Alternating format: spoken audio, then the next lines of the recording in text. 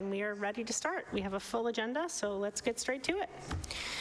Pursuant to Chapter 20 of the Acts of 2023, this meeting of the school committee will be conducted via hybrid participation. We will post an audio recording, audio-video recording, transcript, or other comprehensive record of these proceedings as soon as possible after the meeting on the City of Somerville website and local cable access government channels. With that, we will do roll call and then moment of silence. Good evening, everyone. Dr. Ackman. Present. Mayor Ballantyne. Ms. Piton. Here. Mr. Green. Here. Ms. Diane. Here. Ms. Barish. Here. President Owen Compen. Dr. Phillips. Here. Ms. Kripchen. Here. We have quorum. And now we will do a moment of silence and then a salute to the flag.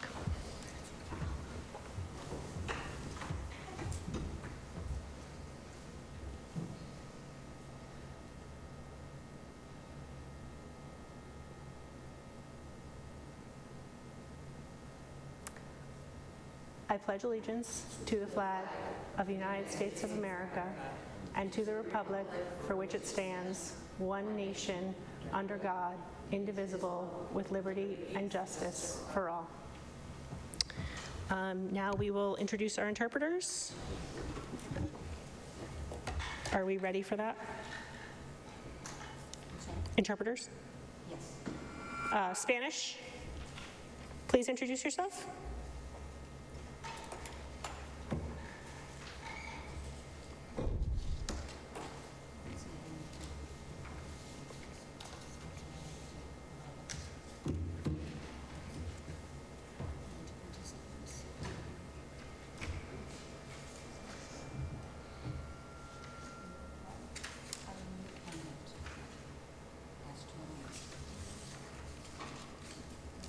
Spanish is idioma. Right here.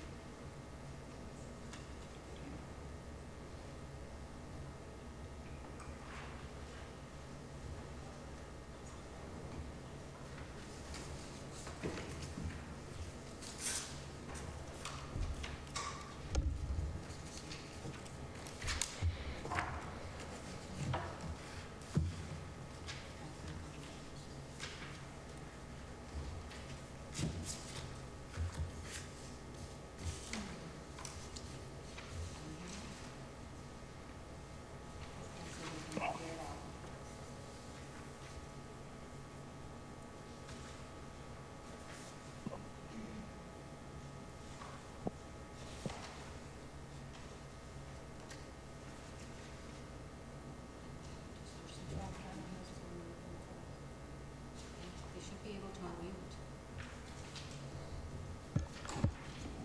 Spanish interpreter, if you're here, you should be able to unmute yourself and introduce yourself. Hello, good evening, Spanish interpreter.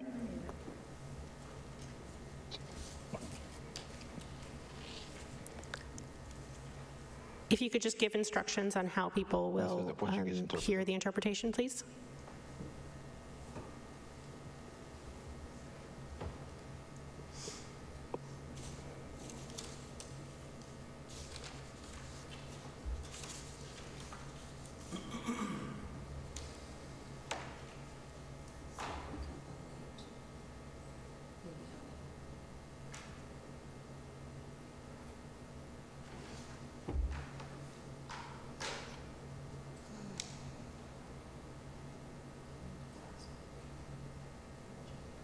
Can you ask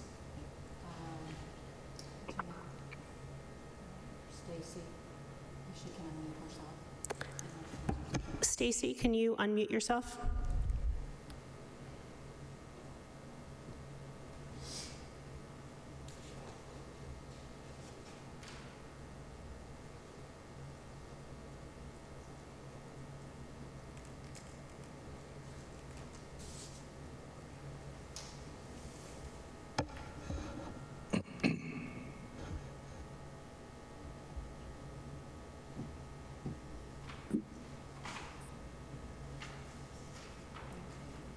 She can introduce herself.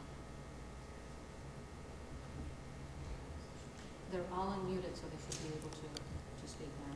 Okay, so Portuguese, would you like to introduce yourself?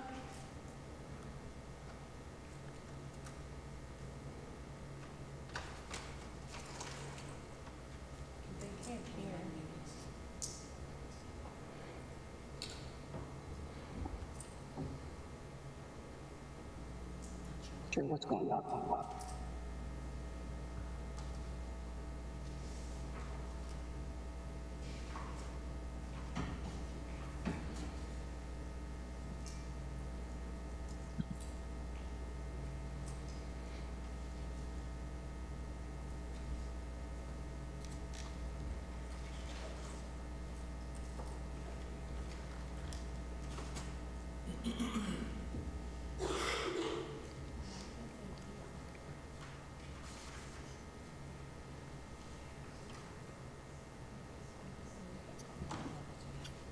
Yeah, I'm not sure when we can.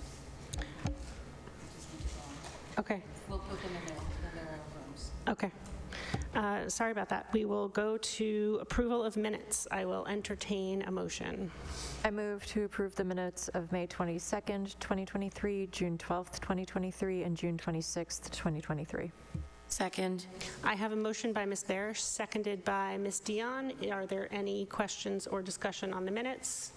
Seeing none, all in favor? Aye. All opposed? Motion carries. That brings us to public comment. Do we have public comment? Can I have that? She's got it. Thank you.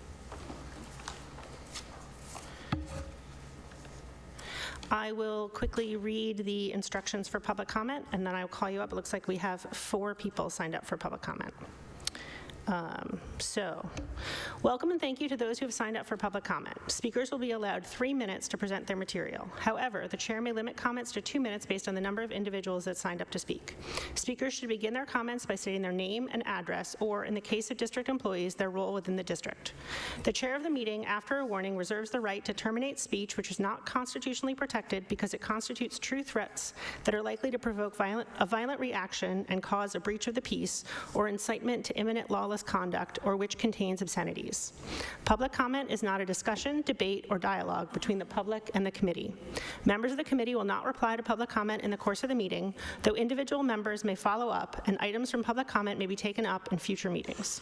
The school committee will not hear personal complaints of school personnel, nor against any member of the school community in public session. Individuals may address topics on the agenda or items within the school committee's scope of responsibility, such as the district budget, goals and policies, or role as superintendent. The public is encouraged to submit comments in writing for inclusion in the public record. So with that, I have Emily Hickey and then Erin Finney. 3 minutes. Thank you.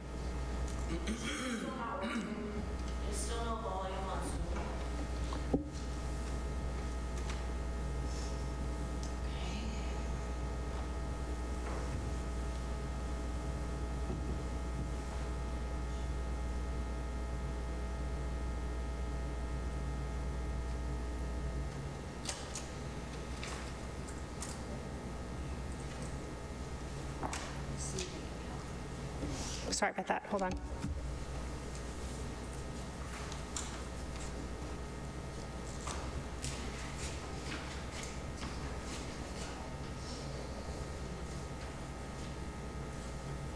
Give it a minute.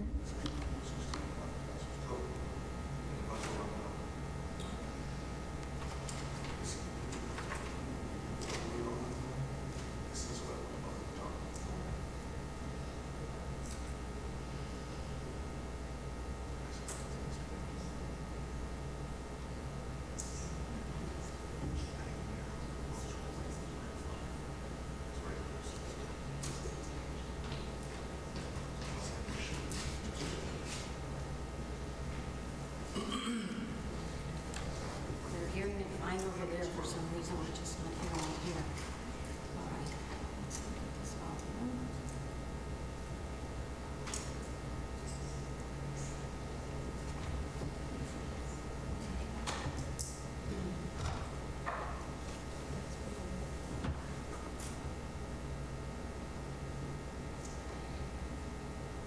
Not sure. Close this for now.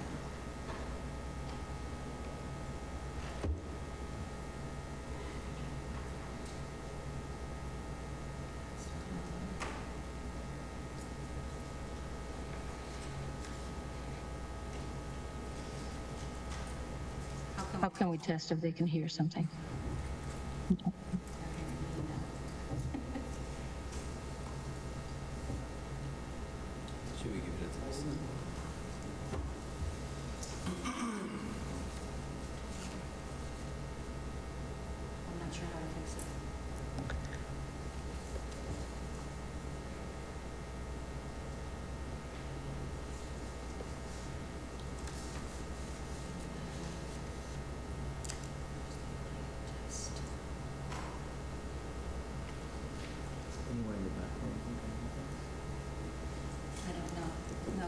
check with them. They said that it's working fine up there.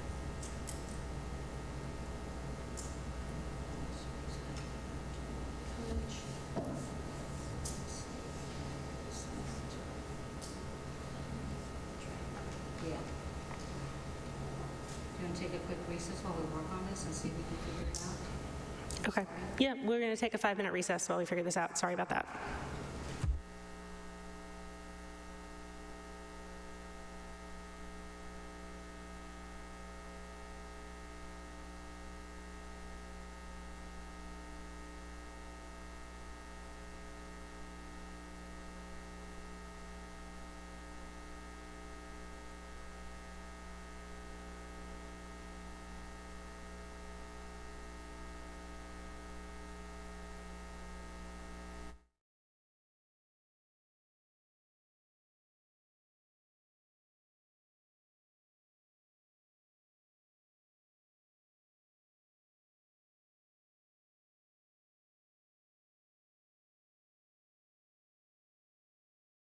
Testing, testing.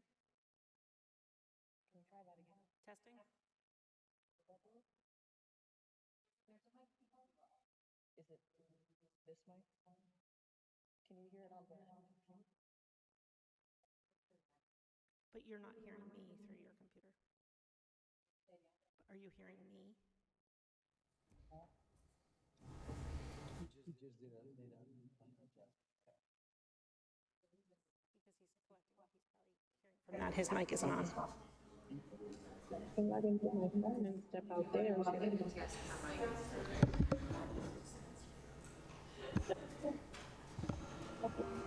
It seems to be picking up the sound as opposed to the sound that's here. And I don't know how we fix that.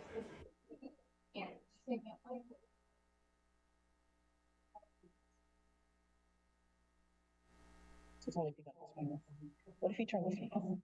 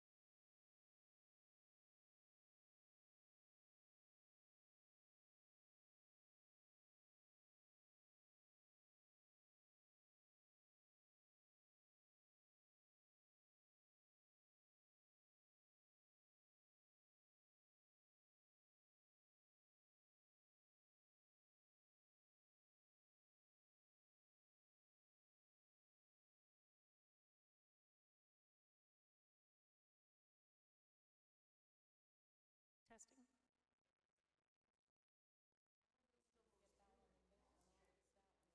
Testing. Testing.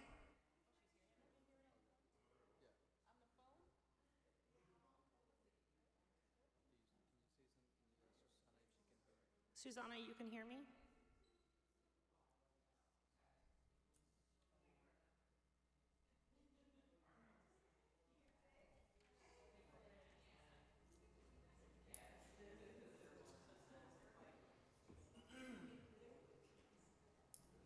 Oh, so we only have,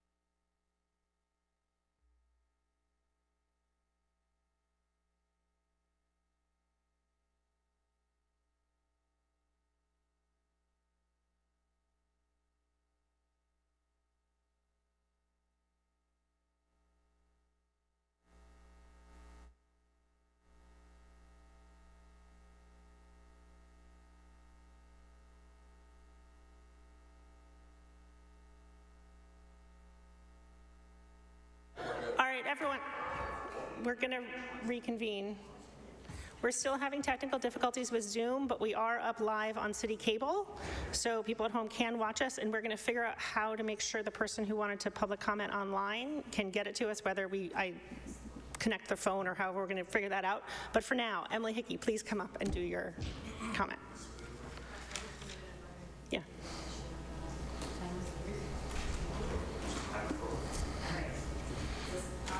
Oh, thank you. All right. My name is Emily Hickey. I live at 64B Marshall Street, and I am the parent to a happy and thriving fourth grader at the Argenziano. In my professional life, where I work in educational technology and publishing, I spend a lot of time thinking about how to best present information so that it is accessible and comprehensible to a wide range of people. In my time as a parent at this district, I've noticed that when parents and caregivers have questions, they turn to Facebook groups and parent peers rather than official SPS sources, which means that SPS is losing an opportunity to build credibility and trust with its community. And so I would really encourage SPS to create a family syllabus for each grade, particularly in grades K through 5. Questions about when do strings start? How long are lunch and recess? What kind of literacy curriculum is being used? When can a student self-dismiss? When will I get my child's MCAS scores? Should be answerable from an official source with a link rather than crowdsourced. And sometimes the discussions on these Facebook groups have led to the revelation of inequities and differences across the district, particularly in the areas of curriculum and communication patterns. In some cases, these answers are available, but the navigation of the district website doesn't make these things legible or clear. For example, curriculum guides do not appear in the main body of the page when you click curriculum on the home page. They're off on the right in submenus, and the information there hasn't been updated since 2018. Someone might have the question, what is my child going to learn in second grade? But if they don't know the word curriculum, they won't find the information they need. On my lunch hour last week, I spent some time combing the SPS website, looking through previous conversations, and in a lot of cases, the information is available, but it's buried in policy manuals. A family syllabus would include and target languages, a brief introduction to what is unique or special about the grade, how long lunch and recess are, a table with summarized curriculum objectives in plain or simplified language with a link to the full curriculum guide, a brief copy of that grade's homework policy with a link to the full policy, key assessments and their timing, such as iReady and MCAS, including when caregivers can expect results, a list of key screenings for that grade, dates of report card issuance and parent-teacher conferences, what to expect for information flows, weekly newsletter from the school, district connections newsletter, school committee meetings, who to contact, establishing the student's classroom teacher as the first point of contact, but identifying key additional resources. Education has changed in some ways radically, and most parents have never been the parent. I've never been the parent to a fourth grader before, and I, a parent with a doctorate, a white-collar job, and a spouse on the PTA, often can't find the information I need. I would encourage the district to recapture its narrative through transparency and cooperation. Empowering families with this information gives families critical context and creates accountability. Not being able to find answers to questions that feel simple can often feel like the district has something to hide. But a lot of these might be solved by being able to point to a single source of truth. Thank you. Thank you. Next, we have Erin Finney.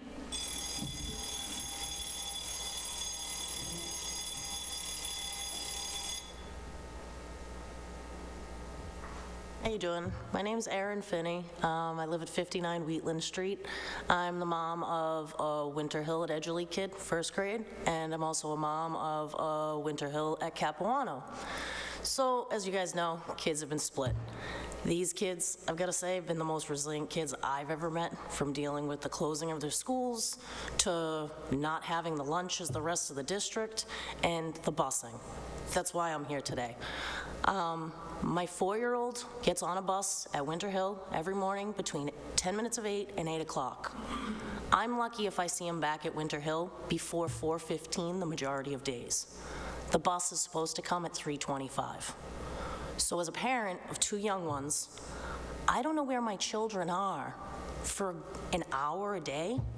Buses are delayed, there's no communication from the district. My proposal, there's 2 buses. There's one that picks the big kids up at the Edgerly, 4th, 5th, and 6th graders. I think there's 7 of them. They get off the Winter Hill at Winter Hill between 3:15 and 3:25 every day. The little ones, 1st, 2nd, and 3rd grade at the Edgerly, kindergarten and preschool from Capilano. They get picked up at the Edgerly. They now have to go to Capilano to pick up the other kids. We're lucky if we see them. Today it was 3:45. Last week there were days that was 4:25. Why can't we consolidate all of the Edgerly kids into one bus, all of the Capilano kids onto a second bus? No bus has to make 2 stops. Every kid should get delivered between 3:15 and 3:40. That would be feasible. We know half the city's under construction. We know that timing of the lights is off, but having to make multiple stops and make the littlest kids in our school district extend their days by this much isn't acceptable. Can we please make some kind of adjustment, as well as can we look at the talking points, because I, as a parent, haven't been getting messages. I'm getting them from my other parents who have received the talking point messages, but mine, I don't have them, and I've got 2 kids. So there's a reason there should be more communication. So I'm asking that the communication about the buses being late be addressed, as well as how kids are getting bussed around. I think it's feasible. Kids who share the same building can get on the same bus together. It doesn't matter if they're 1st grade or 6th grade. Our older kids in our Winter Hill building are extremely polite and accepting of our little kids. Let them do it on the bus together. Thank you. And do we have anything from our...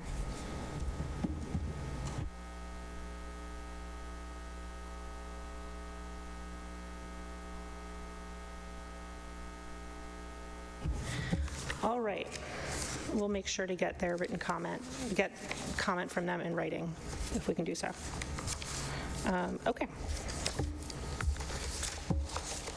So,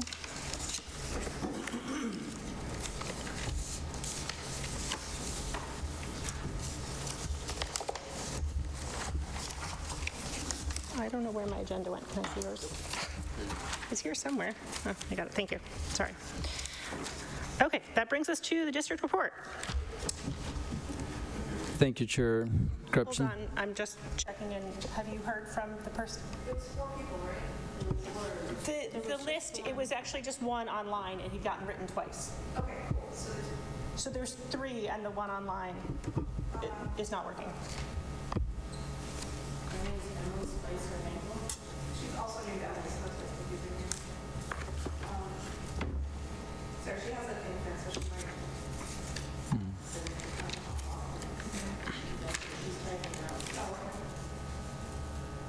So if it's her turn, can she go now? The problem is we're still having the technical difficulties with Zoom. Can she just call my phone and then I can book everyone in? Yes, you may do that.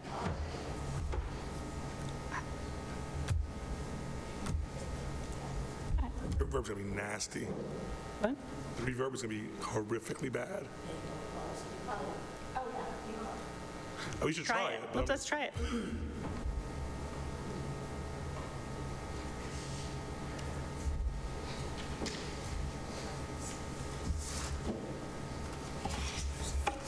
Oh.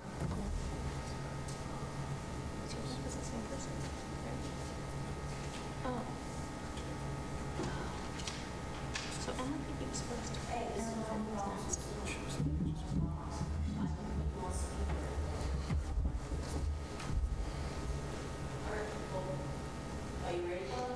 Come on up. All right, lady, you ready to rock? Can they hear me? Can you hear? Can you hear me? Go for it. Can you hear me? On the speaker. Hello? Can you hear me? Yep. I don't know if they can hear me. They're not. Is she good to go? Mm-hmm. Yep, they can hear you. Okay. It's a delay on the TV, so I can't tell that you can hear me. But my name is Emily Spencer Henkel. I appreciate you taking the time to try to get me to hear. A little bit of a bummer that we can't get Zoom to work after all this time, but I appreciate that technology is difficult. I am here as I live at 13 Charles Street in Somerville. I have, like Erin, actually kids in exactly her classes. The mother who spoke before me, who was super eloquent and said really what I want to say about buses. I have a kid at pre-K in Edgerly, or pre-K in Capuano, and first grade in Edgerly, Winter Hill. And I just want to say I appreciate so much what you have done, all of you have done to make the buses work. I know it's complicated and difficult. However, as Erin said, we do just want further communication and a little bit better system so that our kids are getting home at a decent hour.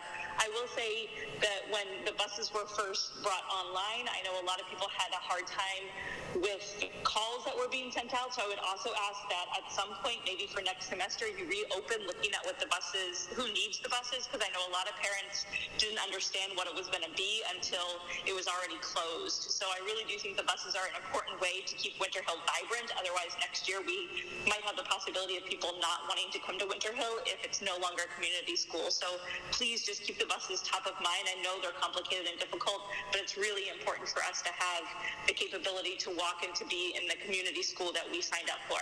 That said, I just want to say one other thing about keeping Winter Hill at 115 Sycamore Street is an incredibly important thing. Don't want to lose track of that in the midst of all of the other things happening with buses and lunches and just the school year starting. Us advocating for that school to be at that spot is incredibly important, and we will keep coming back to that. So thank you very much for your time, and appreciate the complication of speaking online. Thank you. Mr. Green. Can we please get that in writing? I think I caught every 7th word. So, yeah, just request to get that in writing. Okay, that brings us to Hispanic Heritage Month. Yes? Good evening, everyone. So I have part of the district report. I have several things, and I'm going to start with the Hispanic Heritage Month presentation by the Director of Equity and Excellence. So, Ms. Kaylee Galliano, please, can you join us? Is the presentation going to go, or do I just tell you what I wrote? She's going to. Oh, okay. Oh.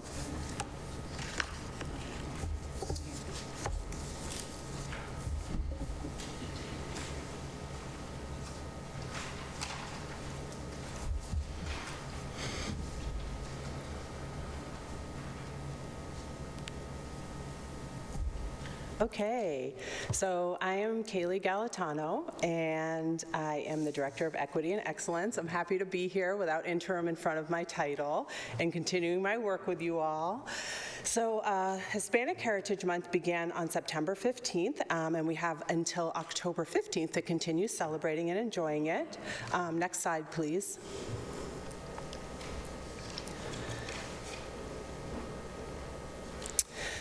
So the question that was posed to me was, like, what does Hispanic and Latinx heritage look like in the district? How do we celebrate it? So first, let me start with the reason why I use the term Latinx. Some folks use Latinx. I use Latinx. It takes the gender out of the word. The other thing is that it changes the word without exactly changing the language. So for example, there are other words in Spanish that are non-gendered, like estudiante or clase. So Latinx, either is fine. My preference is just Latinx. So the other thing that I'd like to point out is that as we look at how we celebrate Hispanic and Latinx Heritage Month, is it's really important that we do highlight these months as they happen. Black History Month, Hispanic Heritage Month, Indigenous people, right? But the thing that is most important is that we really do this in deed and not just in word, right? So that it really should be something that we are highlighting, working through, teaching and learning about throughout the school year. But it is wonderful to have these months that we highlight it. Next slide, please. One of the ways in which we do this is our newsletters. So hopefully you all get the newsletter. Hopefully you read it. Hopefully you enjoy it. I am open to feedback on it. So this month, one of the things for there's lots of different pieces in the newsletter, but specific to highlighting this month, There are historical facts on why we celebrate Hispanic and Latina Heritage Month, why we have the terms, what's the difference between Hispanic and Latina, right? So there are historical facts. It's wonderful. The Changemakers is my favorite part to make. It's really fun and inspiring to learn about people who have helped to shape and change our world. There are videos, movies, books, activities, podcasts, links to different things. The other things, too, to highlight in the Changemaker section is a great way to do that, is looking at, not to forget that Hispanic and Latina people come in all different shades, varieties, ethnicities, backgrounds. So not to forget Afro-Latinos, for example, right, when we're learning about it, indigenous peoples, Asian, Latina people. And then there's a link on there to the newsletter. Next slide, please. The emails that I send are just basically supplements a lot of times to something that maybe has been brought to my attention or that I forgot or that I just learned about that I will also share out. So that's pretty self-explanatory emails. Next slide, please. So what is going on in the schools? The school administrators are working collaboratively with their equity specialists, the equity teams, the Department of Equity and Excellence, the educators in their building, and it's really wonderful to see them coming together and being very mindful and thoughtful about how we are disseminating this information. Next slide, please. So as we look at equity throughout the district, I've just highlighted on the slides that are to follow some of the feedback and information that I've gotten from the equity specialists and or administrators in the different schools. Next slide, please. So at the Argenziano, I love what every school is doing. The Argenziano is great. They have these Google Classrooms, and they're super cute. So being a clinician,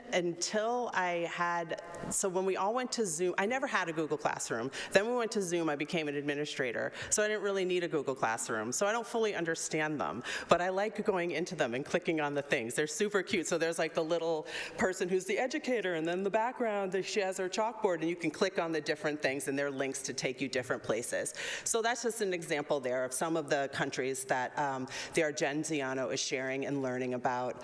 And you can also go, I think you can go to the Argenziano's website. I think that it's there, ? If not, and you would like to click on the classroom, send me an email, let me know, I can get you all the links. Next slide, please. So the Healy, they've been using their morning announcements to include facts and quotes about important historical Hispanic and Latina figures.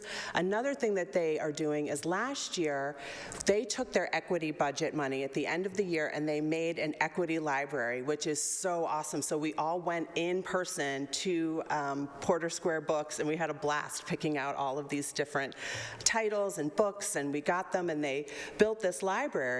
So now they're really using this library this month in particular, working with their librarian and classroom teachers in the front office to highlight different books that focus on the Hispanic and Latina culture and heritage, which is great. So that's what's happening at the Healy. Next slide, please. East Somerville Community School, throughout the month, the students do the announcements. They're having students come down, and they're doing different highlights of Latina change makers, and I think that's such an awesome way to start the day. And I also love that the kids are doing it, because like, depending on the age of the kid, it depends on like the cuteness of the delivery, but it's hilarious when like little kids come out like, hi, I'm in Mrs. So-and-so second grade class, you know, so the kids are doing it, it's great. Next slide, please. The high school has a lot going on, which is great. They have a Latinx Student Union. It is co-led by Beatrice Thomas. She's a 9th grade world history teacher. And the Latinx Student Union and the Equity Department have, some of these events have passed, but some are still coming up. And if time allows, your schedule allows, I encourage you to attend them. So the ones that are coming up are, oh, wait, that's tomorrow. tomorrow, right? Yeah, okay, so Veronica Robles will be performing. She is a female mariachi performer, and it's just supposed to be awesome. It looks terrific. I Googled her a bit, and it looks wonderful. So that is happening tomorrow. Oh, and I'm sorry I didn't put the time, but I can send that out. And then there's a staff panel, which I love, and the staff panel is going to be held in Spanish and Portuguese. So the students will be asking the questions in Spanish and Portuguese, and the teachers will be answering, the panel will be answering. And they'll have the final celebration on the 10th, which is next Tuesday. It'll be in the lower CAF at 2:45, which will be wonderful. And they're having, on Thursday, they added an alumni luncheon with students who've graduated from Somerville High School, and the kids will have a chance to interact with those students, with the alumni. I guess ask some questions, connect, and connect with people who are closer to their peer group, which I think a lot of time resonates a lot better than talking to a bunch of grown-ups, you know, as exciting as we may think we are, we're not. So it'll be good to have the kids there. Next slide, please. I think this brings us to the end.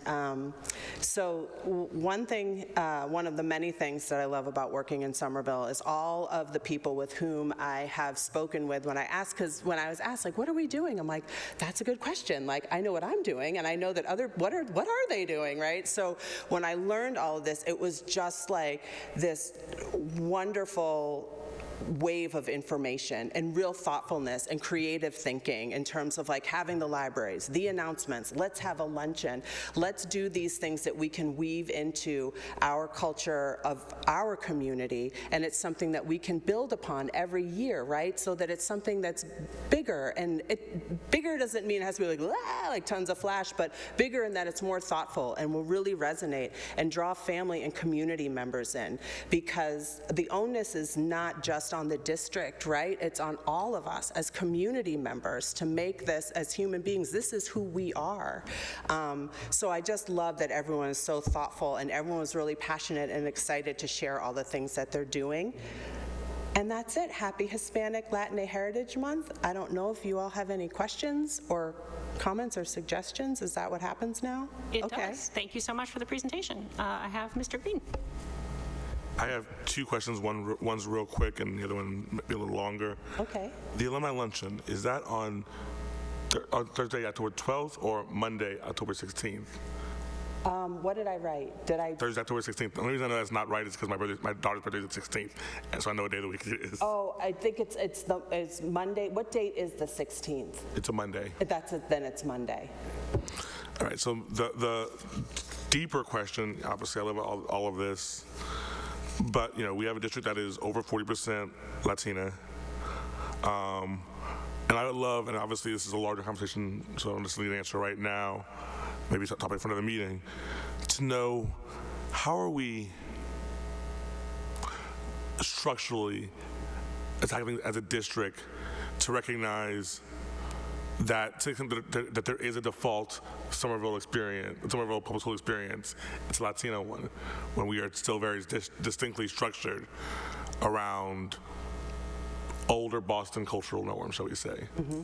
So I just love to know, like, what are the ways in which we're thinking about making deeper change to recognize that we are, and if anything, it's likely to continue to become more so, actually a Latina district. So if I'm understanding your question correctly, is how can we do it in a way that is more meaningful and deeper than just celebrating the month? Is that what your question is? Yeah, I think it's really a question for everyone, because I think it's a question for, like, what are we going to do as a district to recognize that is the, again, to the extent that we can stay in a district with 54 languages, et cetera, but the default Somerville experience, you know, the experience of 40% of our students, mm-hmm. And we, you know, the default is still to treat that as, I'm saying, as different, mm-hmm. when perhaps we should be treating the Anglo experience as the different one. Right, no, I understand what you're saying. So I think that is it is a larger conversation, but in terms of, and that addresses a little bit of what I was getting at in the beginning, which is that I think that what we do in terms of supporting acknowledging, for example, the Hispanic and Latinx community, it is important, and I'll just be frank, it seems a lot of it, when we don't have it woven through what we do all the time consistently, it feels performative, right? When you're just doing something at this time of month, you're like, yay, like this is what we're doing, which is good. It is a yay, but I do think that as we are examining, and this is, like you said, it's a bigger conversation, but I do think that as one of the ways to do that is to ingrain it not just into our culture and how we act and we talk and we treat each other, and there are visual things. What do we have up in the classroom? But what are we teaching the children throughout the year, right? When we're learning about the history of our country, how are we learning about it, right? And it shouldn't be a default to a Caucasian Anglo experience. I think that is something, I know that is something that we are actively working towards. I think that is something that we need to continue to work towards and keep our eyes on that bigger prize. I think that taking steps like this are ones that are important, but they are certainly just the beginning, right? So that's kind of that for now. But yes, I agree, it's a bigger conversation. But I hope does that kind of answer your question, or? It does, actually. I have one more quick question. Sure. Just because I've always been curious. Why is Latina Heritage Month celebrated from the 15th to the 15th? Because so on September 15th, and I don't remember the year, is when they got their independence from Spain. It ends on, that was September 15th. And I think the independence from Spain, I believe, began with, is it Honduras? So don't quote me. Listen, I wrote, but so I believe that it is, I think it's Honduras, but I could be wrong. So, and after that, so what happened after that is other countries were able to follow suit. So like Brazil actually got their independence like September 8th or something. It was before September 15th. But because the other countries were able to follow suit, they had it on September 15th. Then, and it was actually brought in under, I want to say Eisenhower was the person who decided that he was going to acknowledge that this was, and he did it, well, like we do lots of other things, it was for political gain. And how they decided to have it be a whole month, I'm unclear, but I will get back to you on that, Andre, because I should know the answer to that. Dr. Ackman? Thank you. Through the chair, I'm curious, and I'm sure it varies by school, but what is the role of Brazil and the Brazilian diaspora in this? When you say what is the role, I don't... I mean, they're in Latin, it's a country in Latin America. And so, I've seen a lot of recognition, is it only Spanish speaking, or does Brazil get? No, it's not. It's Hispanic, Latinx, So Brazil would actually be Latinx because they are not a Spanish speaking country. Same with Haiti. So they are. So what? When you say what role, how are they specifically acknowledged? Are they? Yes. So my answer would be that they are acknowledged, and so for example, if it's in the Healy where they're having morning announcements and they're having the books highlighted, so some of the books that would be highlighted would be those of Brazil and Haiti.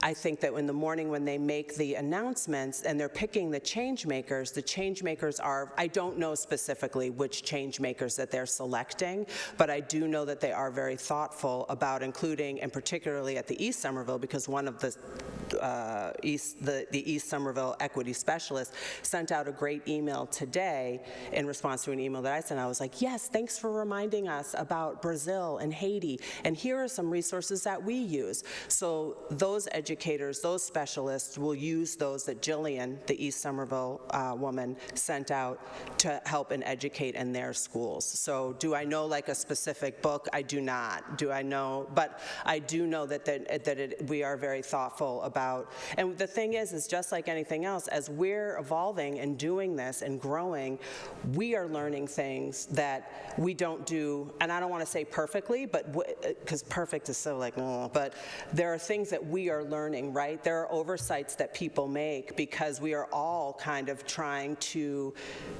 better ourselves and build on our knowledge, right? So like, for example, I should know better to be able to kind of like regurgitate the information about why it is September 15th, like what country it is specifically. And when I go back and I look at my notes, I'm like, why did I say that, right? But I'm continuing to learn and grow. There's certain aspects of history that I know very, very well, and then there's certain aspects of cultural history that I do not know as well as other areas, and I too am continuing to grow, and I just encourage the specialists and the educators to do the same and to teach us, right? Because some people have pockets of information and their pockets are really deep in that particular area. So building this kind of having the newsletter, having links, having ways that we can have a more consistent way to communicate with each other will help us to also build on it and be more thoughtful as we move forward. Mr. Stone? Thank you, through you, Chair Krupchen. Thank you.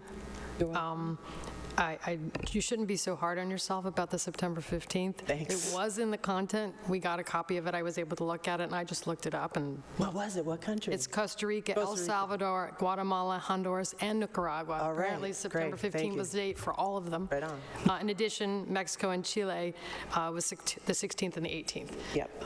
But that was actually something that was really compelling to me to learn, because of course, Hispanic Heritage Month, we all know it's a month and it doesn't necessarily represent the integration into all of our work, but it highlights things that we don't know and parents and guardians don't know. And so I guess my comment or question is about, it's not as deep as what Mr. Green brought up, which I really appreciate, that the fact that our district is, has such a large population of Hispanic and Latine students, and so figuring that out is going to be long-term, but thinking about easy ways to get some of this content, not the depth, but some of it to families, I think is really powerful, because like I said, I valued what I read and I only went so deep. I know our newsletter, I think Connections goes out every month now, which I think is actually a good thing, but having some of this content and other, as we do other different months and things in maybe the website somewhere within the Equity and Excellence, and that the Connections newsletter links to it. I'm just throwing ideas out, but I guess the point is I trust you guys to come up with the best methods, but that families, I think, could really benefit and appreciate just even the surface of what you're already sharing. So thank you for that. Thank you. And just to build on what Ms. Patone was saying, I know you and I have discussed this in the past, but I keep thinking about wondering if there was a way to have a book club for adults during Latin Month where we picked a book. I'm just throwing out ideas, obviously not for the month this year, but perhaps for next year or for some of the other months where we specifically celebrate a certain. I love that, and I think that one of the things, you and I have talked about that, and I love that idea, and one of the things that I have talked about with Stephen Flaith, who works for I'm not sure if everybody's, I think he's the Deputy Director of Racial and Social Justice for the city. He and I have met many, many times, and one of the things that we were discussing was using different, and this was more specific to the busing that I sent out, the documentary on the busing in Boston, but we were saying how we could use this idea for many different months, and not just for that month. Like, we don't have to have like a talkback series or a film series on Hispanic and Latina influence just in this month. But to that point was using places like the Armory, right, to like have a film series or a book club series where we can have like a talkback with people who are in the there's also a lot of people in our community who have done wonderful things, and and have been real change makers and pushing back, like, raging against the machine, and it would be great to talk to some of those people and have that. So that's something that he and I are working very closely on, and we're excited about it, building this bridge between like the families and people who don't have kids maybe in the school. They live in the community, right? So building that bridge between the district and the city in a way that is meaningful and engaging, and that hopefully people were like, we'll bring food, they'll come, so. Sounds like an exciting possible collaboration. I have Mr. Green and then Ms. Patone. Your comment reminded me of one more thing I'd love to see, which is, starting off by saying, especially since COVID, we have, as a district, been making efforts to do a better job of highlighting months like Latina Heritage Month, et cetera. But I would love to get a list of all the months we do actually recognize, in part so we can see if there are gaps we should be hitting that we're missing.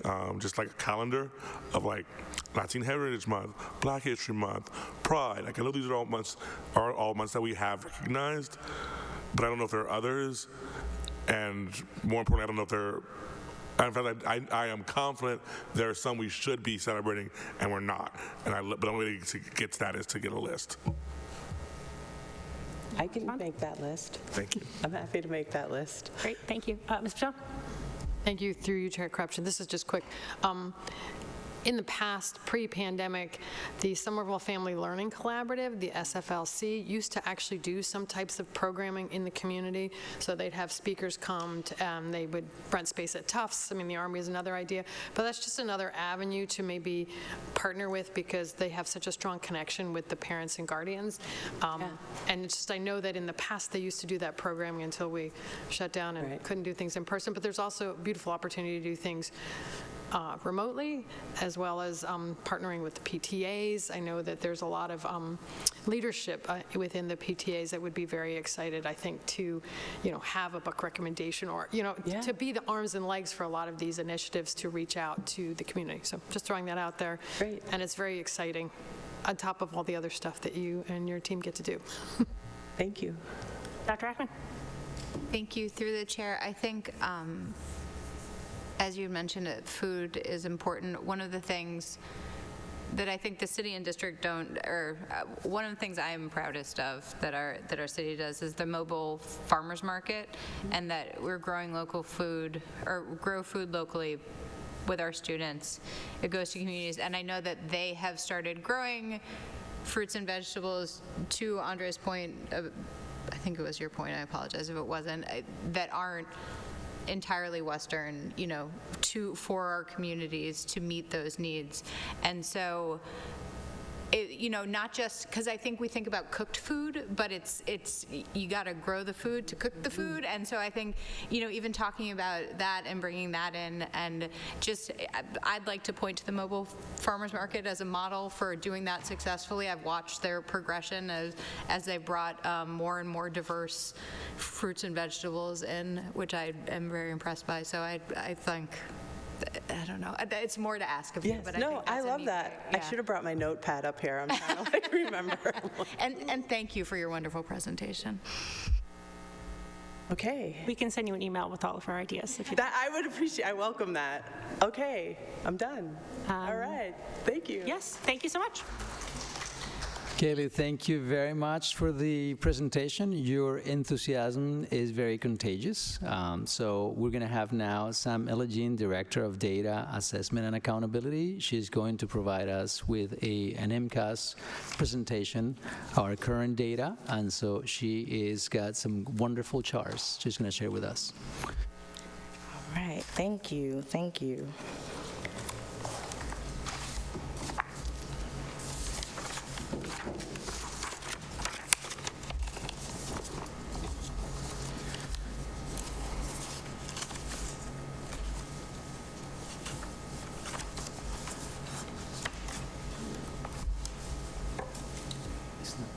Oh, there we go. Perfect. All right, thank you. So as Dr. Carmona said, I'm just here to speak with you all about the Spring 2023 MCAS results. I want to preface this presentation with saying that we are not quite where we were in Spring 2019 and just pre-COVID in general, but I do want to highlight some of the progress that we are making and some of the promising signs that we are seeing from the results from this year. I also made the slide shorter. Last year it was like 35 slides. I'm not going to do that to you this time. So just to start out with some key highlights on the next slide. So I did make some tweaks to this presentation, so I think that there might be a difference between what you're seeing in your packets versus what we're seeing in the slides. But some of the key highlights that I plan to talk on in this presentation are that student achievement levels remained relatively steady from spring 2022 to spring 2023. Overall, we saw that students maintained moderate growth, which is similar to pre-COVID levels. And SPS made moderate progress towards our DESE accountability targets. Next slide, please.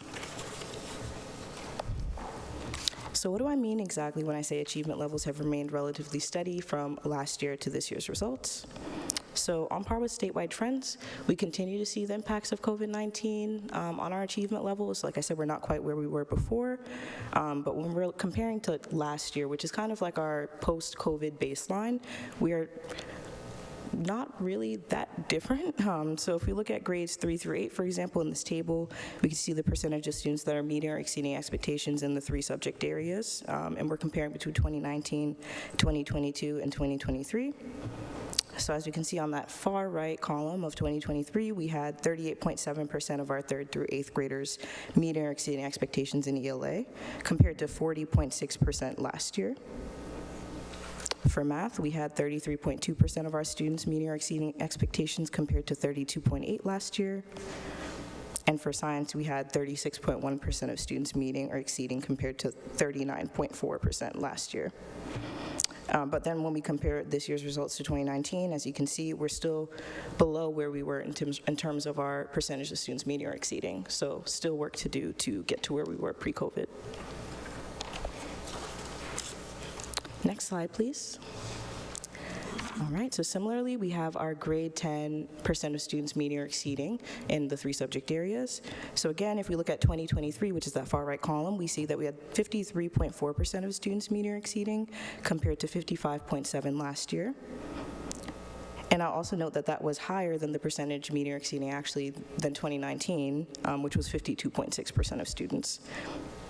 And then for math, we had 37.3% of students meeting or exceeding compared to 40.9% last year and 46.4% in 2019. So definitely still below where we were in 2019, but relatively comparable to where we were last year. And then for science, we had 41.5% meeting or exceeding and 41.2% last year. And we're still lower than where we were in 2019, which was 49.8%. Next slide, please.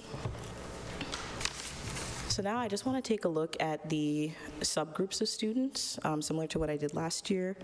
So as you can see, that white line that's in the middle of the chart, that's representing all students in the percentage meeting or exceeding, which was 39%. And then we have our subgroups of students here, including students with disabilities, ML students, ML standing for multilingual learners, former ML students, which are students that were multilingual learners and no longer are, our low-income students, high needs, our Black, Asian, Hispanic or Latinx, multi-race, and white students as well. So as you can see, we do have a large number of our subgroups that are below where all students are in terms of percent meeting or exceeding.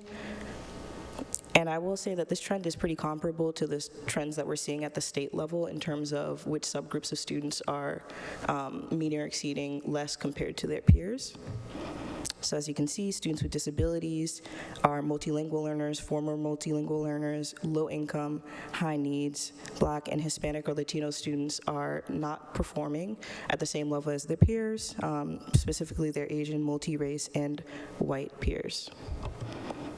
And then if we compare this to trends that we saw last year, interestingly enough, it's pretty similar.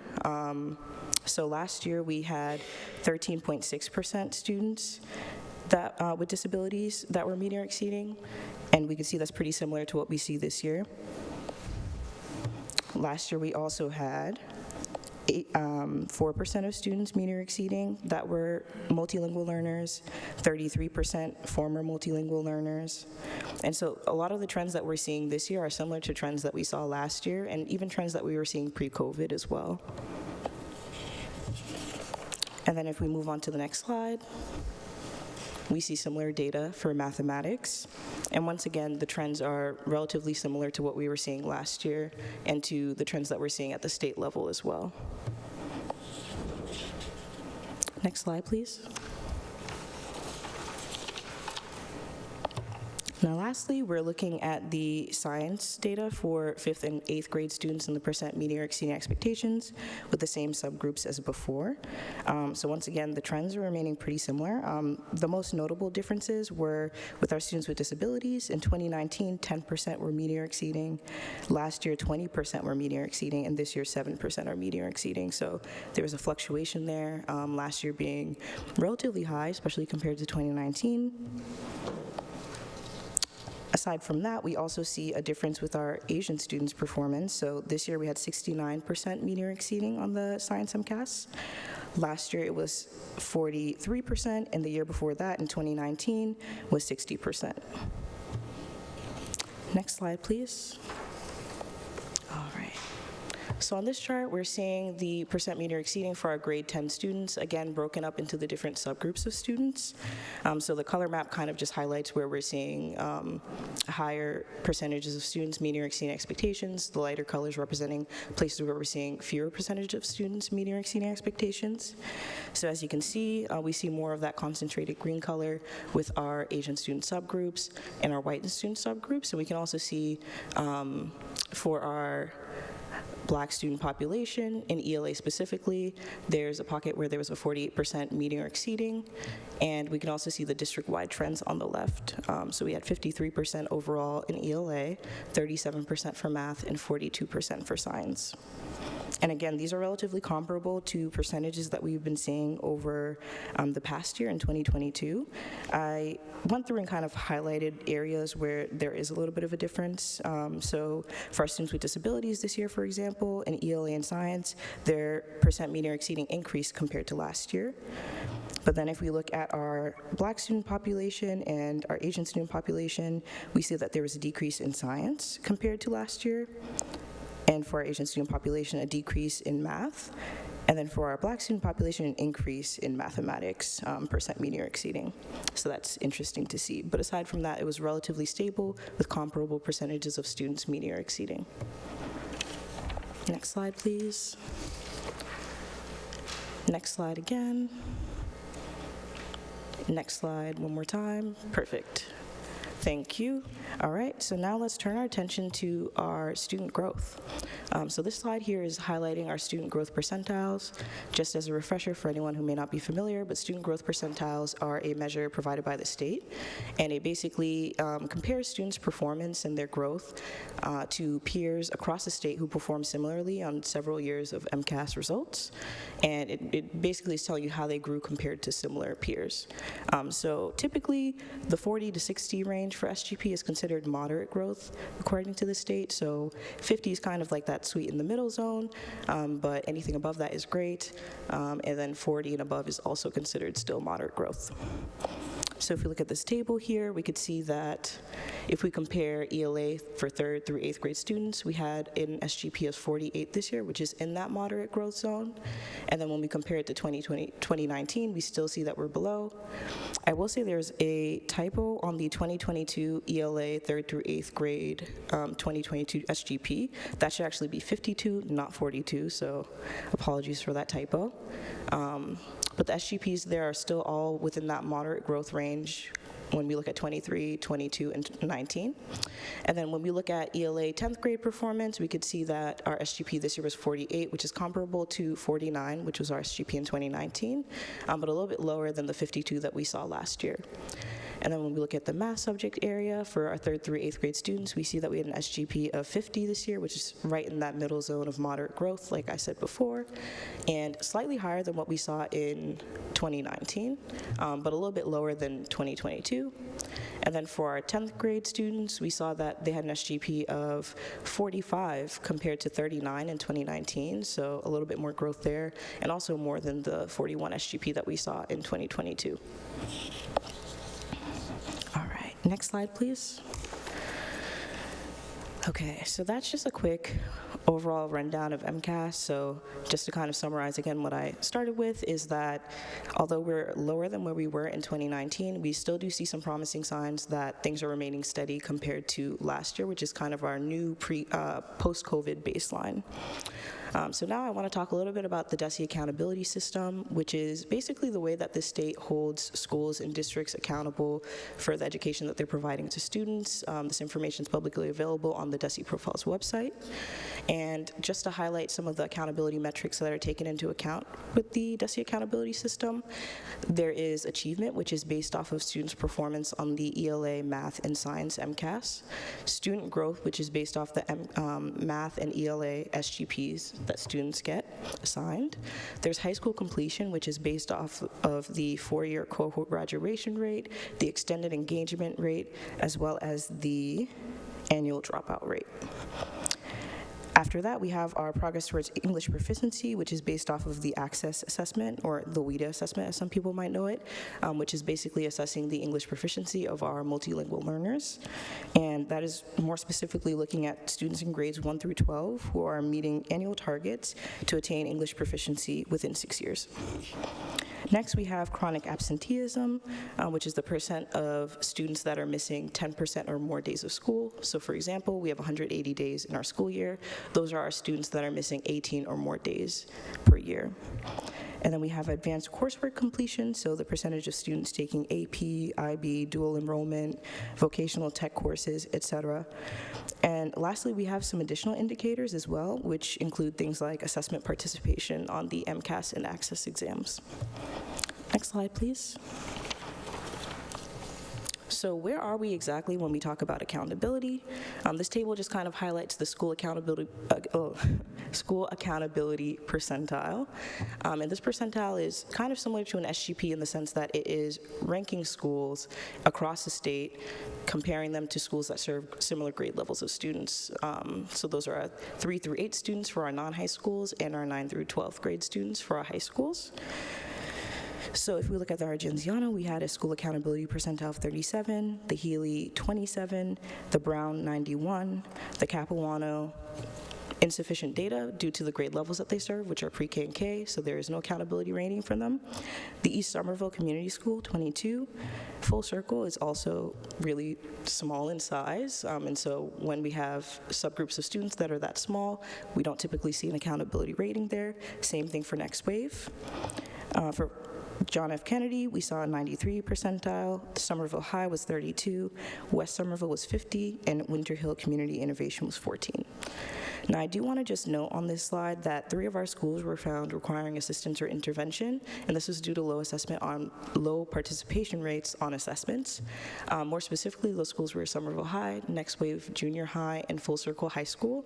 Upon looking deeper into all 3 instances, it really came down to a handful of students that did not take certain assessments, and that caused the participation rate to be below 95%, which is a requirement from the state. Yes, and so the schools are aware of this and already making sure to plan to increase participation on these assessments for this year so that we don't see a similar situation next year on the accountability system. All right, next slide, please. Okay, so this slide highlights the other side of the DESE accountability system. So we have these percentiles, right, that compare schools to other schools in the state, but then we also have criterion referenced target percentages. That's a mouthful. But it basically is telling us about what progress is this school making towards their own specific targets that the state has set for them. So through this system last year, the state released a massive spreadsheet that has targets for all of the different accountability metrics for each individual school. So it's like a really personalized plan, basically, for the schools. And so, as you can see, we have the criterion reference target percentages here. For the Argenziano, it was 27%, the Healy was 63%, the Brown was 58%, the East Somerville 49%, the Kennedy 65%, Somerville High School was 35%, West Somerville was 27%, and Winter Hill was 47%. And on the right, we can also see what progress the schools made towards their progress. What progress schools made towards their targets, I should say. Now, as you can see, most of the schools made moderate progress towards their targets, and the state defines moderate progress as schools that made between 25 to 49% progress towards their goals. So we can see that the Healy, the Brown, and the Kennedy all made substantial progress, which are schools that made 50 to 74% progress towards their targets, which is a great sign. And I'll say that these percentages are also based off of not only all students' performance, but also the performance of the lowest performing group in the school, which is the percentage of students that are at the bottom 25% of their school community. So this is a promising sign that we're seeing substantial and moderate progress in our schools. All right, next slide, please. Now, with that being said, we still have a lot of work to do to get students on that path to academic recovery and get back to where we want to be, which is not just where we were in 2019, but beyond that. And so these are some of the things that we're working on to try to spur students along in the academic recovery. And these are some notes that I got from my colleagues in the curriculum department. So to start out, data-driven instructional decision-making. So we want to really make sure that we're using our data that we're getting from assessments like iReady, MCAS, DIBELS, to guide the instructional practices that are happening in our schools. In addition to that, we have the collaborative work time. So we know that the Common Planning Time Initiative is something that is coming out next year. But this year is really the time for us to lay the groundwork and the foundation to make sure that the groups that will be meeting during Common Planning Time, whether it's individual planning time, grade level planning time, department, whatever the case may be, has the tools and resources that they need to really utilize that time to its fullest potential.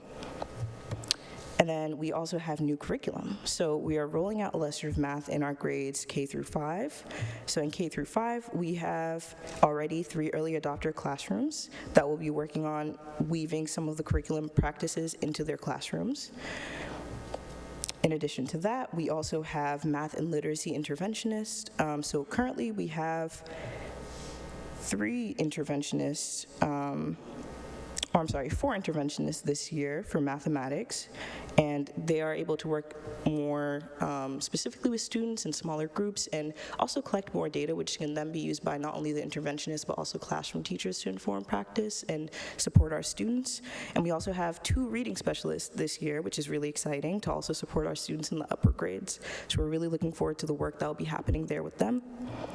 And lastly, we're also really focusing on our coaching and our professional development. So this year, for instance, we have our principals going through the Boston College Lynch Leadership Academy training, and that's really providing them with a lot of knowledge and resources that they need to be the instructional leaders in their buildings, and also to use data to drive decision-making, which is amazing and I love.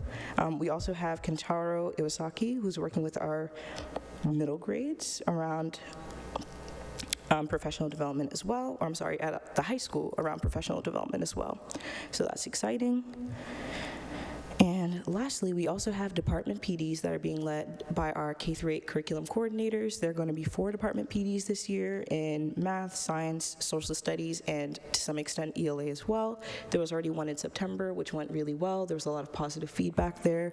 So we're looking forward to continuing that work and offering professional development that can then just offer more support to educators in the classroom as they work with their students. Yeah. All right. The next slide is just a thank you slide, but yeah, if there are any questions, I'd love to hear them. Great. Thank you so much for the presentation. I'm sure that there are questions. Mr. Green? So I'm going to start by saying I am the MASC representative to the DESE assessment, the AAC. I forget what the AAC stands for, but it's their Assessment Accountability Subcommittee, Advisory Committee, or whatever it is. And we actually have our first meeting of the year on Wednesday. And one of the things I plan to bring to them is about the data we don't get from this, that we could. It's great that we divide by ethnic and racial subgroups, and we should. But my suspicion is, and I wonder if we have any way in some of those to break this down, we know nationally that class is actually a better predictor of outcome than anything else. And certainly I am fully willing to own that we as a country educate poor people poorly in this country for a number of reasons, very little of which are the school's faults. But if that's the case, we can't really dig into our numbers here in Somerville to see what they say about class and the job we're doing with our poorer students, which I think is probably, and again, relative to the country as a whole, because I think no one in the country has figured out how to educate poor kids well. But I'd like to know where we are on that work relative to the country as a whole, and we just can't do that unless there's data you have that can help us dig into that we don't see here. So that's my first question is, do we have that? Data to dive deeper into our low-income students and how to support class them. as a predictor, as a result category, rather than just race. I see, yeah. So I'd say that in terms of class, looking at the low-income performance of students is a good start, because when we say low-income, it's not based off of things like free or reduced lunch status anymore. It's based off of data from the state, so that's students that are on Mass Health, students that might be dealing with homelessness and foster care. Yes, so it's still those measures. So it doesn't necessarily fully include, unless I've gotten better at this than the last time I checked on this, which was really 2 years ago, our undocumented students who don't get state benefits. Yes, it wouldn't include students like that, no. May I ask a second question, or do you want to go around? Why don't we come back around? I have Dr. Phillips. Thank you for a wonderful and illustrative presentation, as always. As I look at these results, makes a lot of sense given who we serve in the district. And when we drill down at the school results, right, it's not surprising to me that the Kennedy and the Brown kind of are at the top of DESE's accountability framework. But what I am most excited about is to see the Healy making substantial progress on the criterion referenced measure. And I'm wondering, what are they getting right? What did they do that the rest of the district can copy? That's honestly a great question. I'd say this is the importance of why we need to review the data very carefully and kind of get a better understanding of what exactly is going on in certain schools and how we can replicate that in other areas. I think I'd probably need someone from the Healy to give me a little bit more guidance as to what those things are, but I have the same question of like, what's going on, what's the secret sauce, and can we then spread that to other schools and see more progress? And we have seen some positive signs at some of the other schools as well. Like if we're looking at the student growth percentiles, some of our schools are doing pretty well and seeing a lot of student growth there, which is exciting and a positive sign. So even if the achievement levels aren't quite where they were, we still see our students growing, which is what we want to always see. I have Ms. Batone and then Ms. Dion. Through the chair, thank you again for being here. I appreciate it. It's a very clear presentation. Not surprisingly, of course, some of this data is sobering for all of us, and it's not necessarily a reflection or a disregard to all the hard work that the district is doing. But I did want to highlight something that was kind of interesting, and I don't know if I'm making any kind of leap here, but when I look at the growth percentiles for our 10th grade in math, I guess in 2019 we were at 39, 2020 we were at 41, and 2023 we were at 45. And in the past we've always really focused a lot on our growth percentiles because they're a reflection of that's the point that we're not necessarily, we're correcting for class, like class is not lost here, like our kids can grow and evolve, and we've always really emphasized this. But I was curious how, I don't want to make a leap, but whether or not the administration is seeing, we made a significant change in our curriculum at the middle grades back 2018, I might be having the wrong date, and is there a belief that some of that could be contributing to this, positive upswing for this group? So I don't know if that question is for Assistant Superintendent Boston Davis, or if anybody wants to speak to that, because I did want to highlight some shining items in here. Please. Thank you, through the chair. Yeah, that's one of my suspicions as well. I would guess that the incorporation of the illustrative mathematics curriculum in the middle grades has contributed to that. One of the things that we are excited about with illustrative mathematics is that it the folks who are teaching it and are teaching us about it say that it helps deepen conceptual understanding. It's less just trying to cover a lot of material at a surface level, but rather depth in understanding. We also pulled out a couple years ago in partnership with Assistant Superintendent Mazza, and then also last year as well, pulled out teachers in grade levels where they looked at work together. We had our partners from Leslie come in. When I say pull out, I mean we had subs for them so that they can have a day of common planning time together.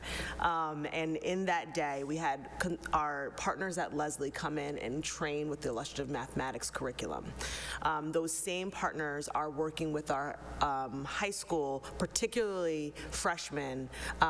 Sarah Masterson is one of the teachers who has partnered with Trish Murphy, the department chair at Somerville High. So as I think about middle grades and the beginning of high school, those kind of partnerships and creating that opportunity for learning and collaboration with experts in the field, that's one of my suspicions. One of the things that I'd be curious, so this is kind of like an onion. There was a lot of digging that we've been doing and we're still doing, trying to investigate who are we talking about, what were the experiences, one of the things, and this ties back to one of Dr. Phillips' points earlier, that I'm excited about is also the instructional rounds that we have planned for principals to do. When I say instructional rounds, principals and a lot of the curriculum team, it means, all of us getting together, thinking about some instructional priorities and walking each other's schools, coming into classrooms, learning from educators' best practices, thinking about areas of opportunity and growth. So as I think about like what's going well at the Healy, let's everyone go to the Healy and see what's the good there, and what does that look like in my context in my school, which is maybe different, but there's gold that can be transferred there. So I think along those same lines, I think being able to engage with the principals in that way and thinking about what's happening in our middle grades math courses will be able to kind of peel back the onion even more. But the short response is, that's my suspicion is the way in which we've been teaching and the curriculum and the training that went with that curriculum. Great. Thank you. I have Ms. Dion and then Mr. Green. So you mentioned the accountability score and that 3 schools were considered to need intervention due to low participation. So do you mean like students opted themselves out of taking MCAS? Less so opted themselves out of taking the MCAS and more so students that might have been absent. So the only reason students can really not be included in MCAS scores and not affect the participation rate is if they are a first-year EL student, in which case they don't have to take the English MCAS, and then the math and science MCAS they can take, but that data is not factored into any achievement scores. Or if a student had a medically excused absence. So if those are not the 2 criteria that are met, then the student's considered as not participating. Yep. Does that answer your question? Yeah. Okay. Thank you. No problem. Mr. Green? Thank you. Through you, this is sort of Dr. Phil's last question. I would love to see some of the per school data over time relative also to changing demographics. Like anecdotally, we all know the population of Kennedy has changed over the last several years. And that may have something to do with its recent growth measures. And I'm curious to know that maybe to a degree that's playing in other schools, and the other way, to which infusions of newcomers and the refugees, et cetera, that have come into our district in recent years, may be also affecting schools. So I'd love to get some data comparing demographics on a school level with scores. Yeah, no, that's a great point. I know we looked at some data from 2019, 2022, and 2023. Are some of those key subgroups that we were saying before that were performing, well, having a lower percentage, meeting or exceeding compared to their peers. And most of the percentages are pretty stable for our like Hispanic or Latino students, or our Black African American students. The biggest difference that we saw was from our low income students. So I think in 2019 there was like 39% students that were designated as low income, and it increased by like 10 percentage points or more to this year, post-COVID. So that's one of the bigger differences that we saw. But your point is correct in terms of our newcomer students and like how that might also influence the demographics of a school, and then also the performance on the MCAS, because if we're having an influx of newcomer students that are also multilingual learners and also SLIVE students or whatever the case may be, then that can also possibly have some impact that we're seeing here. So. We know that the MCAS is very good at measuring class and income and these traits. And so before we start jumping to educational reasons for changes, it may be worth just looking at, are we actually measuring the same people? I'll do Ms. Barish first because you haven't spoken, and then Dr. Phillips, then Mr. Tone. Thank you. I may be repeating Mr. Green, but I think what I've been thinking about is, it would be helpful to see, how the third graders did in 2019 compared to the 8th graders in 2024. Which I think is sort of what Mr. Green is getting at. I'd like to see the same, how these students like did then, how they're doing now. And I think that's, for me, that's what makes the growth scores compelling, is that you're looking at a student compared to themselves, right? And then just a suggestion for the slides that say achievement levels remain steady among subgroups as well, that set of 3 slides. If you use slides like this in the future, if we could see prior years on that same slide, I think that would be really helpful for me, just to see it visually. Really helps me understand better. Thank you. But overall, thank you for the presentation and for all the data diving you've been doing. Appreciate it. Yeah, of course, and I'm always open to feedback, so I'll remember that for next year. Thank you. I have Dr. Phillips and then Ms. Patone. Thanks, through you, Chair. Apologies, super nerdy question here. I'm feeling really skeptical as I look at the student growth percentile results, particularly this past year, because in my mind, right, they're a relative measure, and if everybody's feeling COVID effects and nobody's growing, we look great now, but had we been in the same cohorts 2 years ago, we would look much worse. But I'm forgetting, is that assumption about how we're calculating SGPs right? It's a cohort from 2 or 3 recent years? Yeah, so it's typically multiple recent years that we're comparing for the SGP. There was a kind of wonky year with 2021 where we gave half the assessment, which is why I prefer to leave that year out, just because it was half the assessment. So we typically look at 2022 and 2023, but for 2023, they are most likely looking at performance in 2022 and possibly 2019 as well, to kind of create that peer group. Yeah. John? Thank you, through the chair. I think this question probably goes to up here. How are we using, or how do we find this accountability data valuable in our school improvement planning process? There seems to be conceptually a lot of depth there, and the idea is trying to get a profile, not just one indicator, but something broader. I'm just curious how we've integrated that into that process. Thanks. Dr. Boston-Davis? Is it okay if I actually speak to this one a little bit? Oh, would you like to take it? Yeah, is it okay if I speak to it? Okay, yeah. Yes. Yeah, sure. So I'll say that a lot of the schools are already kind of on top of a lot of these indicators. We've had conversations with them about the accountability system and, what indicators are being factored into it that they need to be, on top of and paying attention to. So a great example of this is Somerville High School. So their chronic absenteeism rate was, I think, 39% last year. So pretty high. But I know that it was kind of like a large mission there, a large initiative to make sure that students are coming to school and being consistent with coming to school. And we saw by the end end of the year, a chronic absenteeism rate, I think, of 24%. So schools are looking at these different measures, indicators to plan and to make these initiatives for their students. And the same thing goes for MCAS. So beyond looking at just achievement levels or SGP, schools are also looking at things like the MCAS item analysis templates, because you can get a lot of valuable information there about what standards specifically are students struggling with, what's the timing of these standards, is it introduced towards the end of the year and we're not getting to it, and that's why students are struggling with this concept, or is there any consistency across the grades of specific concepts or reporting categories that students are struggling with. So folks are using this data to plan, I'd definitely say. I've seen it and I hope to continue to see it this year. Yeah, and that's part of the data-driven decision-making that we were talking about before. Excellent, thank you. And Dr. Boston-Davis? Thank you. Thank you through the chair. Well said. I'm just adding to that a beautiful dashboard that Director Ella-Jean and Dr.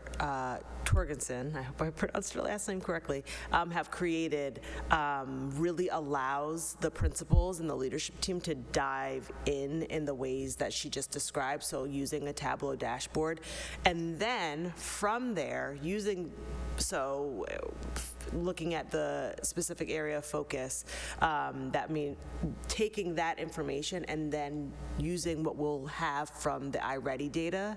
Once we get that up and running, we'll be able to dive even deeper and prioritize, not only for school improvement planning, as Sam stated, but also in things like within our schedules, we'll be able to, make decisions within our instruction. We'll be able to make decisions for professional development. So I definitely think, largely thanks to the structures that she's created, our principals are able to dive deeply in it in a kind of very easy way that I don't know, if that was always available in that way. So a lot of great work that you're doing there. I have Dr. Ackman and then Ms. Patone. Thank you. As my colleague said, thank you for this presentation. So I have a very micro question, a very macro question. Do you know, are there any students who do not get a diploma from Somerville High School or didn't in the past year solely because they did not pass the MCAS? Oh, that's a great question. So I actually have some notes taken about this, actually.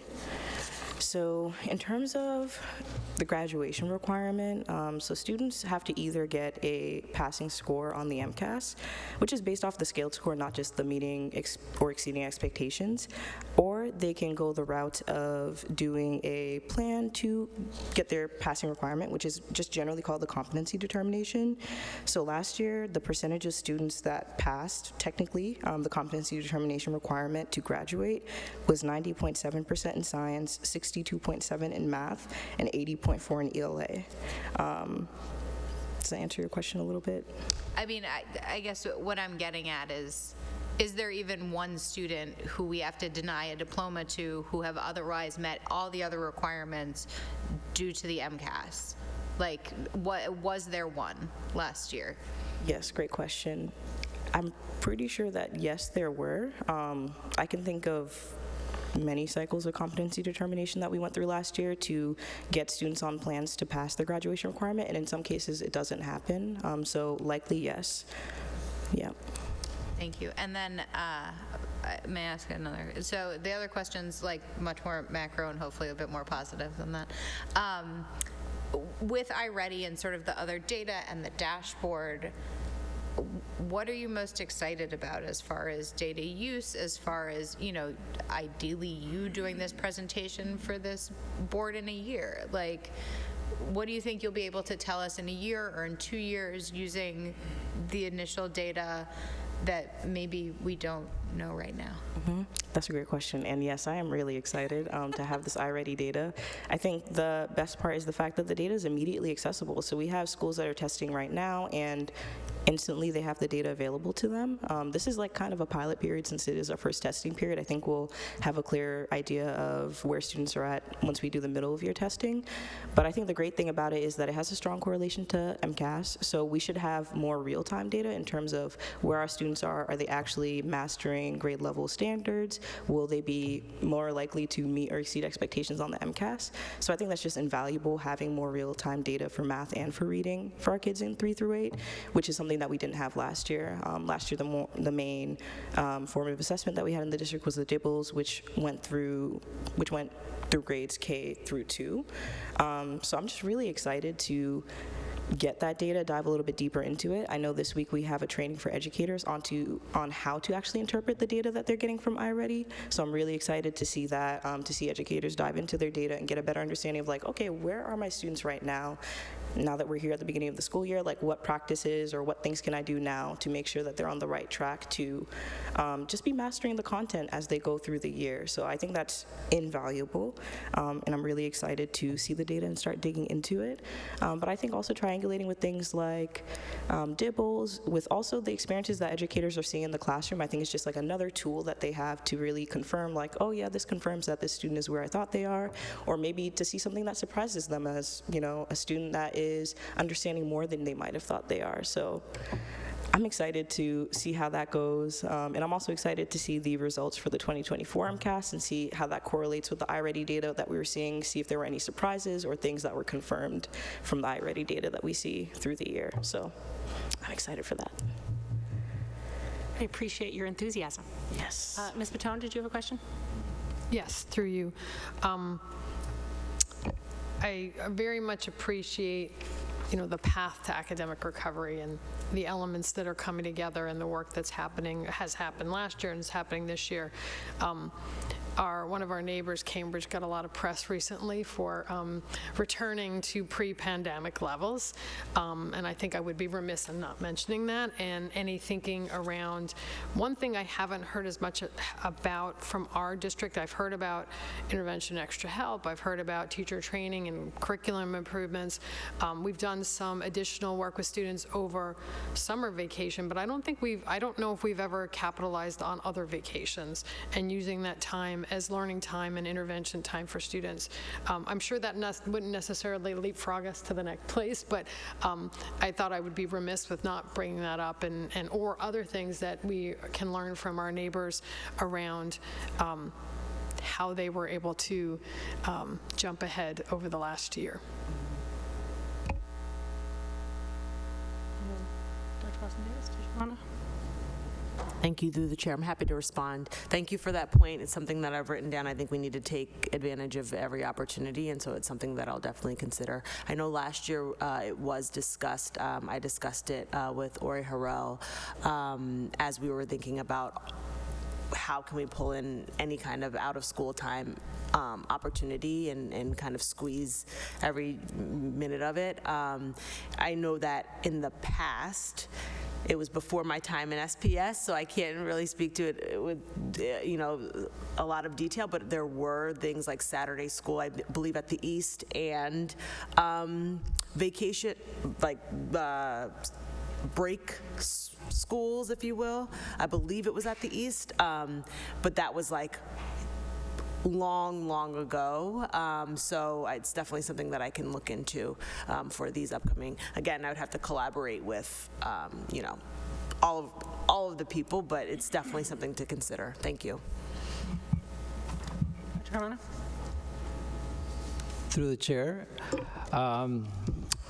Well, I do have to think that we have to be careful about the attribution of tests. This causality is critical when we have to be careful about how we attribute what we think has caused one thing. And Cambridge is a good example. I think that the zip code in Cambridge is what Andrew Green alluded a minute ago, that the highest correlation of achievement has to do with zip code and social class. And but having said that, we also have seen that there are districts that have been able to make significant changes in terms of outcomes. I want to just take the moment to also, first, I'll be remiss if I don't mention the fact that the Kennedy School has been assigned a blue ribbon, or a status of blue ribbon school. And also the Haley and the Brown had significant achievements that I think are worth mentioning. But I also have to celebrate everyone who has been part of this process. As a principal in my years as a principal, I remember how devastating it was to be named as a school that was at some point being at the top of the ranking, and then at some point being at the bottom of the ranking. And so what that creates also is that sense that, is this a friend or an enemy? And I think that data is data. We have to treat it the way it is. We have to learn from it.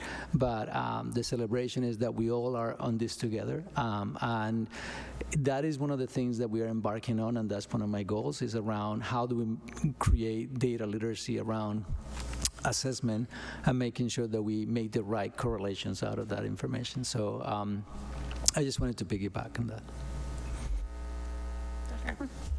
Thank you, through the chair, to Ms. Patone. I would say also, I think piggybacking on what the superintendent said, but Cambridge did bring their scores back to pre-pandemic levels. They did it, if you look at our gaps, on the backs of white students and Asian students. I personally, I agree with you that we need to be doing more. I like your ideas, but I just want to be clear, I don't want to do it that way. I would, and I know how Andre feels about scores, but my hope is that we are, and I believe that our educators are working as hard as possible to lift all our students. And I think that is, I just want to be clear that there are still a lot of substantial gaps that Cambridge has. Mr. Green?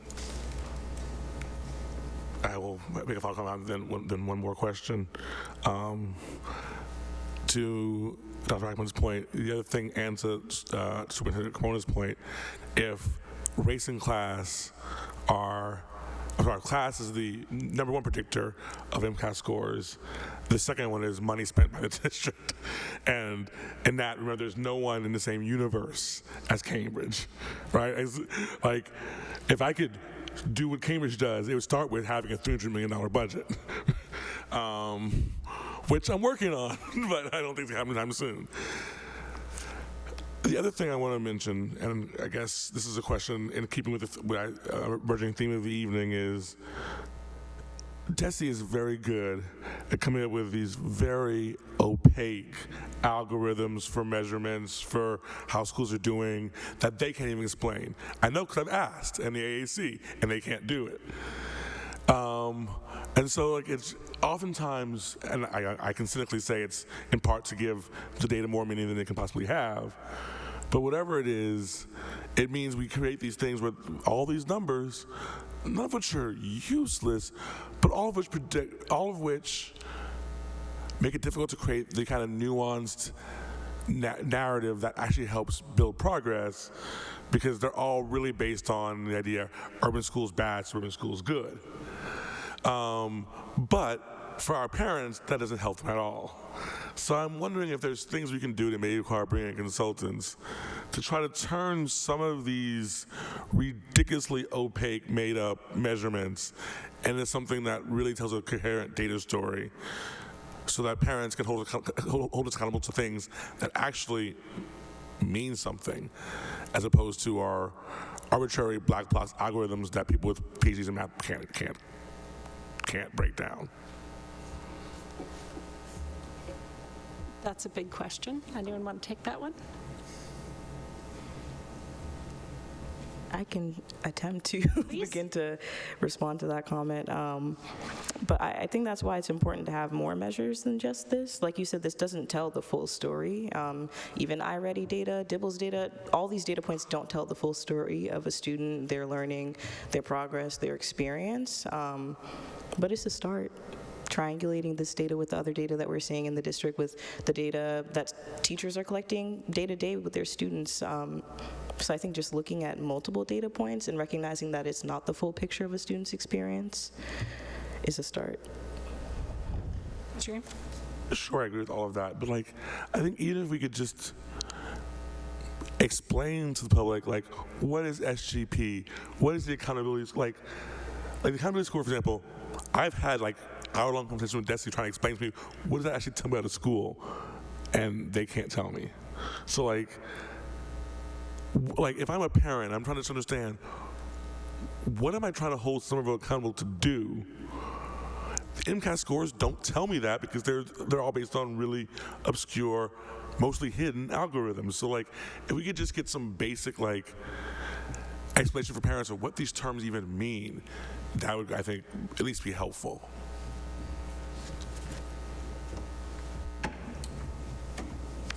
Through the chair. Through the chair.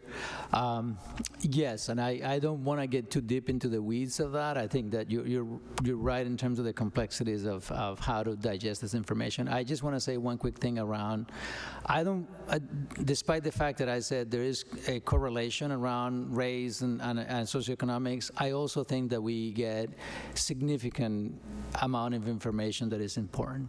And you know, if I have a hard time going up the stairs, and if my cholesterol is high and I am starting to have difficulty to breathe, I know that there are 3 data points there that I have to look at. And I think that the MCAS allows us to see a good data point across the board. Unfortunately, it gives us trends. Is that right? It's not the student that we have in front of me 1 year is the student that moves to the next grade level. So that's also a little bit of a distance there in terms of being able to leverage that information on the moment. So, but I think it's an important data point, and I just wanted to go back to the idea that collectively, I think this is what we have to do. We have to play with those numbers. We have to, even if you look at the questions, item analysis, I mean, some of them are great questions. Some of them are really, most of them are very complicated for most of our second language learners. Most of them indeed are complicated for most of our students who don't have any literacy or math skills at grade level.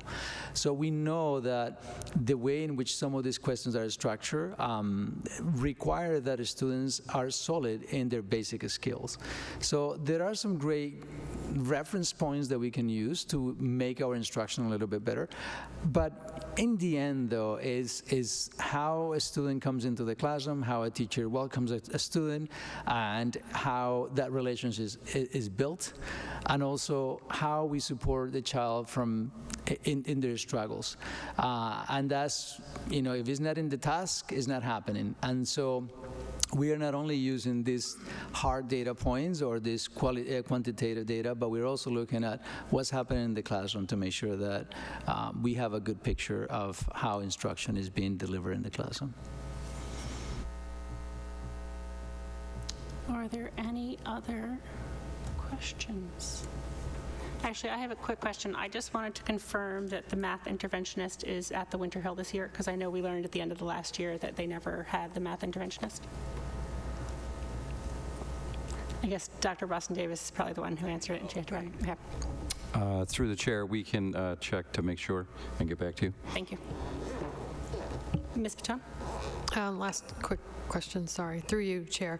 I don't want to bleed out of MCAS, but I do know that in the past, we were doing this sort of climate surveys, and I just don't remember what they were called in the schools that were sort of the beyond the testing. Can someone just remind me of what that was called, and are we continuing to do that? Conditions for learning? Yes. Yes, so we are continuing to do that. That's given every spring. So this year it'll be given around March or April to students, staff, and families. Okay, great, thank you. No problem. Ms. Dion? Follow-up question. I would love to, and I think I said this last spring, I would love to get a presentation some week on the, like, you know, the trends and results of last spring's Conditions for Learning survey. I think that would be really beneficial to see. So I hope that that will be forthcoming. Sure. Yes, Dr. Phillips, thank you. Thanks. Through you, Chair. Apologies. I was thinking about what Mr. Green was suggesting and thinking, the place where all our data and what we're going to do about it come together is the school improvement plans. And in my 8 years in the district, I have never once had a principal kind of explain to the school community, like, this is our school improvement plan. This is why we decided these are going to be our goals for next year. And so just want to put it out there as a suggestion, perhaps as we consider kind of beefing up our school improvement planning process, that kind of report back to the school communities might get at what Mr. Green was talking about. Oh yeah, that's a great idea. Yeah. Dr. Cron? Through the chair. So that's part of the work that we're doing right now. We're aligning the school improvement plans. And there was a question that Ms. Pitone asked me last time about the school improvement plans that they happened the year before. But that's why we also have to review them, because the MCAS gives us a point of reference that is in the past but can have implications for the present. So yes, and I believe that the principals will be here at some point sharing their school improvement plans as well. Okay. Seeing, yep, Dr. Green? And this is more of a request for future. I would love if at some point we can update on what, if anything, is happening in MCIEA, or, if nothing's happening, what happened there. Like, just at some point, we get that on a future agenda. I'm sorry, what is it happening with the what? The MCIEA? Yeah. Okay. Did you have a comment? Through you, yes, we can give you an update, absolutely. Dr. Phillips? Sorry, apologies. Peter from MCIEA reached out to me a few months ago asking, how can we reinvigorate this partnership? So I know they are very excited to continue a conversation with us. For anyone watching at home, can you remind us what it stands for? Anyone? Massachusetts Consortium for Innovative Educational Assessments. Yes. Thank you. I knew the Yes. general idea, but thank you. Any other questions? With that, I think we can let you go. Thank you again. All right, thank you. Okay, that brings us to report of subcommittees. The ed program. I still have yes. I still have two components of the I knew that. report. So yeah. Sorry about Sam, that. thank you. Sam is always She has her quiet voice, but delivers a powerful, powerful message. So thank you, Sam, again. We're going to have Assistant Superintendent of Operations Chad Maza share an update on the Winter Hill transportation. Sure, through you, Chair. So in your package, you have a memo from Dr. Carmona and myself in terms of an update from transportation, but I wanted to give you just a few current updates on where we are. As you know, we're utilizing the 3 Eastern buses that provide transportation for our MLE students, both in the morning and the afternoon. And the MLE, the routes are first, and then they pick up the Winter Hill students to bring them both to the Capilano and to the Edgerly. We started with, in the morning, we have 3 buses. Bus 1 is for pre-kindergarten students through 1st grade. Bus 2 is for grades 2 and 3, and bus 3 is for grades 4 and 6. We're looking at about 105 students that use the buses in the morning, and a little less than half of that in the afternoon in terms of transportation back to Sycamore Street. And that's a result of a lot of our students in after-school programming, so the numbers are a lot less. One of the things we realized is that there was that gap between when school ended and when the shuttles were picking up students. So we partnered with Parks and Rec to provide programming for kids in the interim. There's a staff member that is at the Capilano. I believe there are 4 students at Capilano, and there are 3 Parks and Rec staff members at the Edgerly. I was there today and saw them. We also have 2 Winter Hill staff that are serving as coordinators after school. Jen Miller and Lindsay Weaver, to make sure that kids are safe in the gym, and when it's time to get on the bus, all students are accounted for. They have their lists, and they make sure students get on the bus. So that was one of the pieces that we needed to figure out what was happening between the time school ended, because for pre-K students, it's 1:45. For kindergarten students, it's 2:50 at the Capuano based on their time change. And then it's 2:35 for the rest of the students that are at the Edgerly. So it's typically what is happening in the meantime. And I wanted to make sure that everybody knew that there is appropriate supervision for students, there's programming for students. We're still tweaking the programming a little bit, to get it right, but there is always somebody watching all of the kiddos when they're in the gym at either the Edgerly or the Capuano.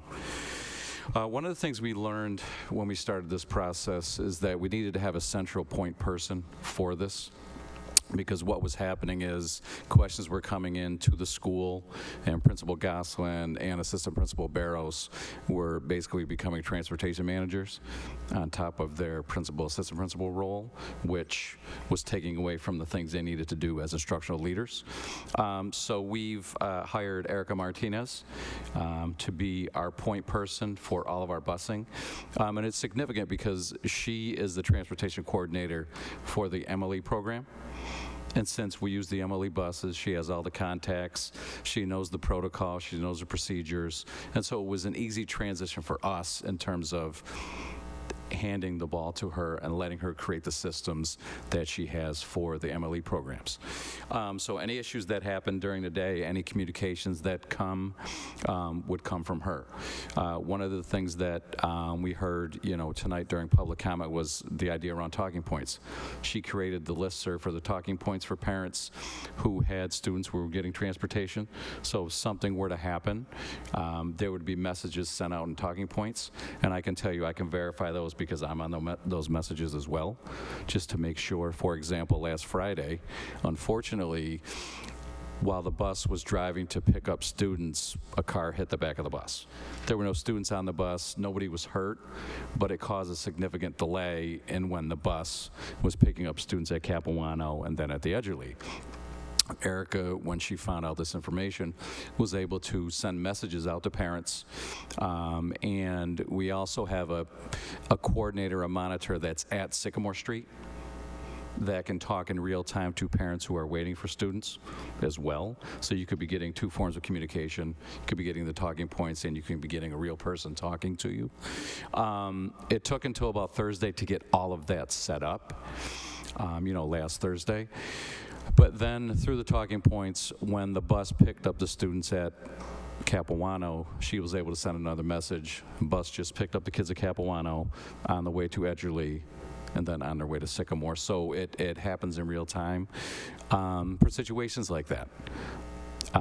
As you know, Somerville it's hard to get around, and buses sometimes get stuck. We had a situation today where one of the buses couldn't make a corner because there was a car parked, and he had to get the police involved, and they had to have the car move. Again, when things like that happen, it takes time to get to the pickup points. So these are the kinds of things that we are working on. And one of the other things that you heard was a suggestion about having all of the kiddos that are at the Edgerly just get on the same bus.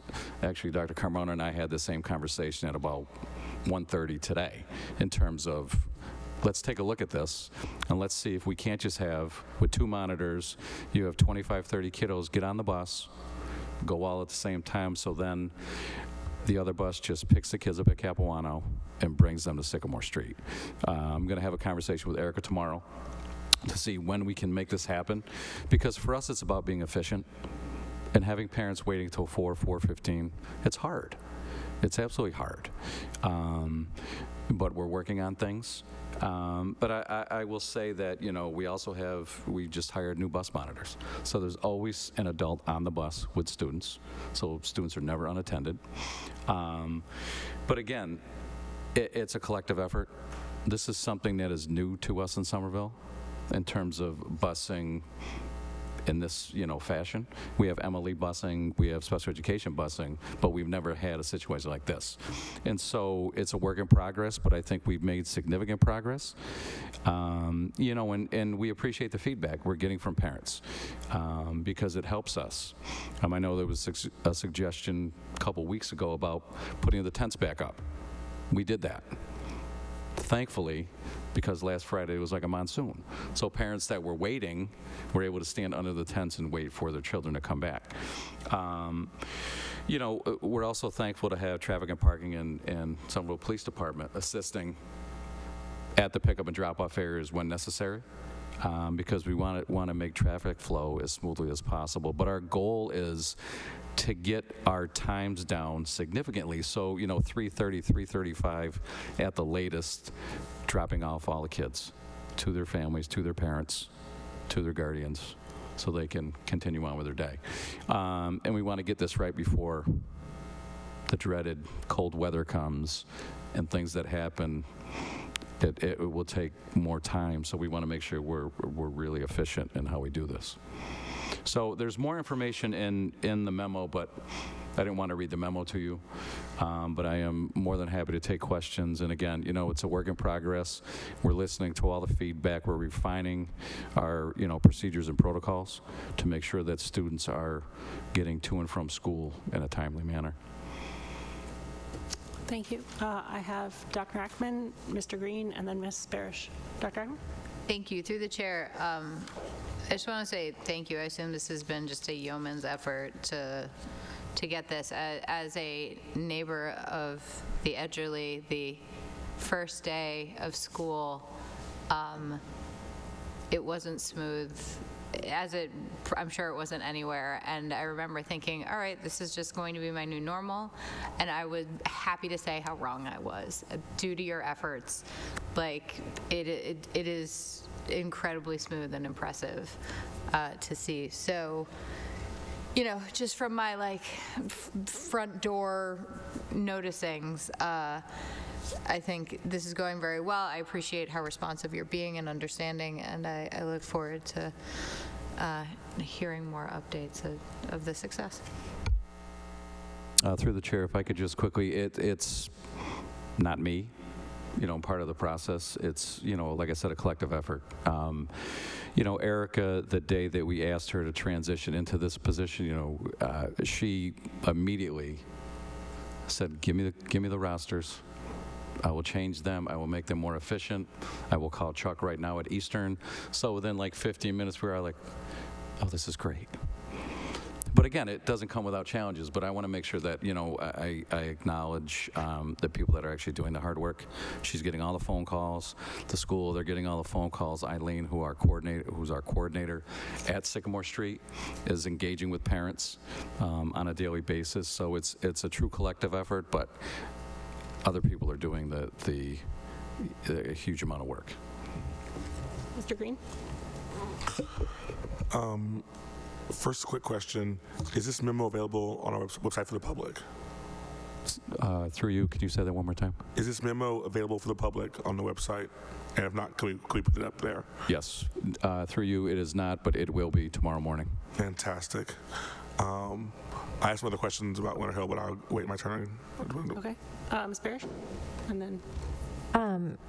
If anyone is, first of all, thank you for the clear communication with us, as things change. I appreciate that. It really seems like a solid system is coming together, and I appreciate that. If a parent is still not getting talking points messages, would Erica Martinez be the person to reach out to, or the Principal Goslin? Through the chair, it would go through Erica. Okay. What we were trying to do is take the onus out of the school so that the administration could be the instructional leaders. So Erica is the point person, like the mom who was speaking earlier. We'll make sure that she's on talking points. Absolutely. Thank you. Dr. Phillips? Oh, just got your question. Okay. Any other questions? Mr. Green, you had another question about Winter Hill? Not so much about drop-off, just about the Winter Hill at Edgerly in general, if that's okay. Sure. All right. We've heard some families concerned about food there, so I would like an update there. And while I'm at it, can I get just a check in on how we're doing with things like specialists and the use of the East Playground? Through the chair, so yes, I will take those in order. I'll start with food. As you know, when the Winter Hill students transitioned, that kitchen was not functional whatsoever. You can't create food, you can't heat food.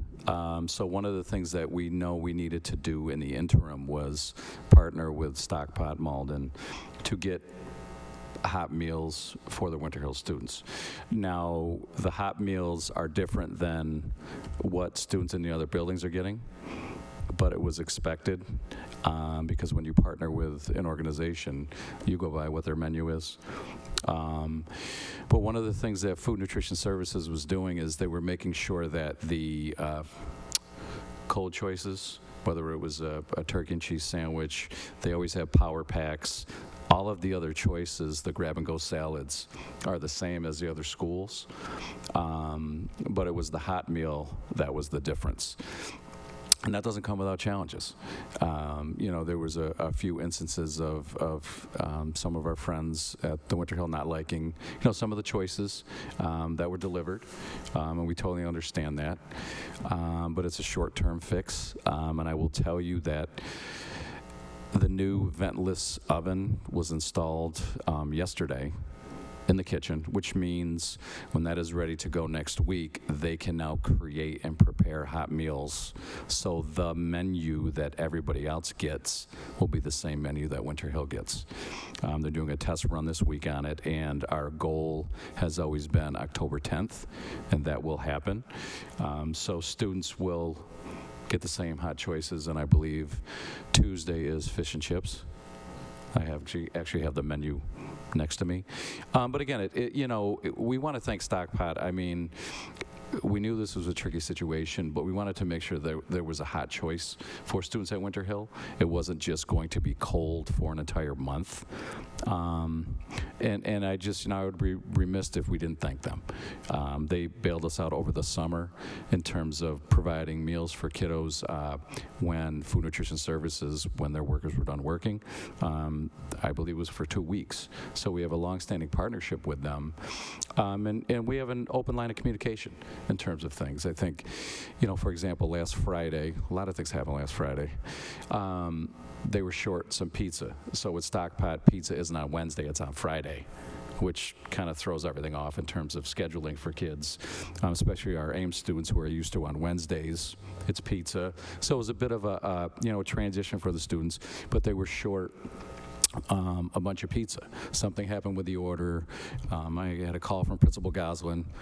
So we called Leone's and got pizza, brought 10 boxes of pizza over, and all was well. So, I mean, we'll do what we need to make sure that kids are, getting fed. But we're excited about next Tuesday with this ventless oven, because when we started this whole process, we didn't think it was possible to even get a ventless oven.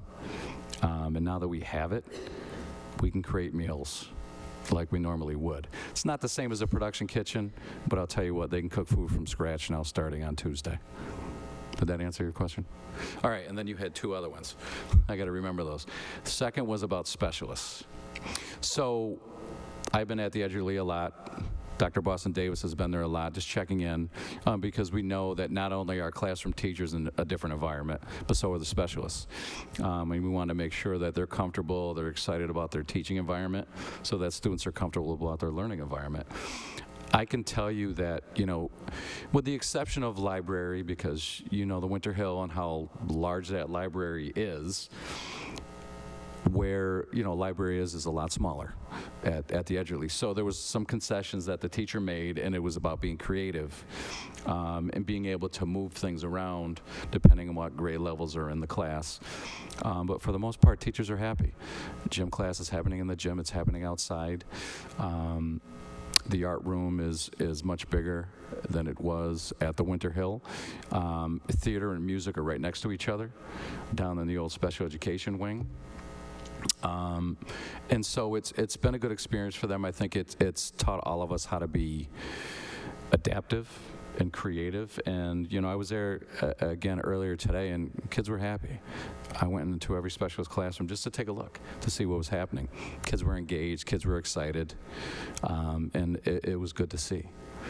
Now, your third question in terms of Winter Hill students having access to the East Playground, each classroom goes once a week to the East Playground to be able to get outside of, the pavement that is the Winter Hill Playground right now. So, I want to thank Principal Gosselin and Principal Mace Diaz for really working together to make this happen. Because as you know, East has almost 700 students. So trying to find time for 400 Winter Hill students to get over there was, I'm sure, challenging, but they made it work. So, it's not 5 days a week, but it's not 0. So it's 1 day a week, and students are very happy to get over and use the playground. Can I just ask a quick follow-up about the specialists? Are the Winter Hill specialists at Edgerly going to the Capilano, or how does that work for the pre-K and K there? Through the chair, yes. The Winter Hill staff goes to the Capilano for pre-K and K. But they wanted to make sure that there was continuity with the teachers that they're used to having. And it was also difficult to schedule an additional 3 classes with the Capilano existing schedule. Are there any other questions from the transportation memo? Okay, seeing none. Dr. Carmona? Great, so this is the last part of my update, is the superintendent update for the school committee. So I'm going to start, and also I'm going to have Chad as well as Dr. Boston Davis join me on sharing the update for all of you. So I'm going to start with a congratulations to the Somerville High School seniors, Luca Valdez and Maria Clara, who were awarded the National Hispanic Recognition Award by the College Board. So great job for our Highlanders. Antonella Diaramo is our multilingual learner education curriculum and instruction specialist. She supports the educators who teach our MLE students, who make up 24% of our population. She was named a 2023-2024 WIDA Fellow. Congratulations to Mrs. Diaramo. Mora Mendoza, our multilingual services coordinator, was awarded a 2023-2024 Latinos for Education Fellowship. Congratulations to Ms. Mendoza. And Dr. Ana Nieto is our coordinator of Prenatal to School Entry Partnership Alignment Grant Development. She won the 2023 Early Childhood Policy Fellowship with Bank Street College of Education, along with 13 other leaders across the country. Congratulations to Dr. Nieto. Somerville High School teacher Ada Santos was recognized by MassLive as an inspiring leader from the Hispanic community. Congratulations to Mrs. Santos. And I'm excited to see the work of our students and staff recognized locally and nationally. And I'm going to hand it over to, one more thing, I'm sorry. So our community celebrates. Some members of our Muslim community observe Mali al-Nabi today. Our Jewish community celebrates Sukkot from September 29 to October 6, and Shimi Ni Ateshe Red and Simcha Torah on October 7 and 8. Hindu community members observe Navratri, a festival that spans 9 nights and 10 days from October 15 to the 24th.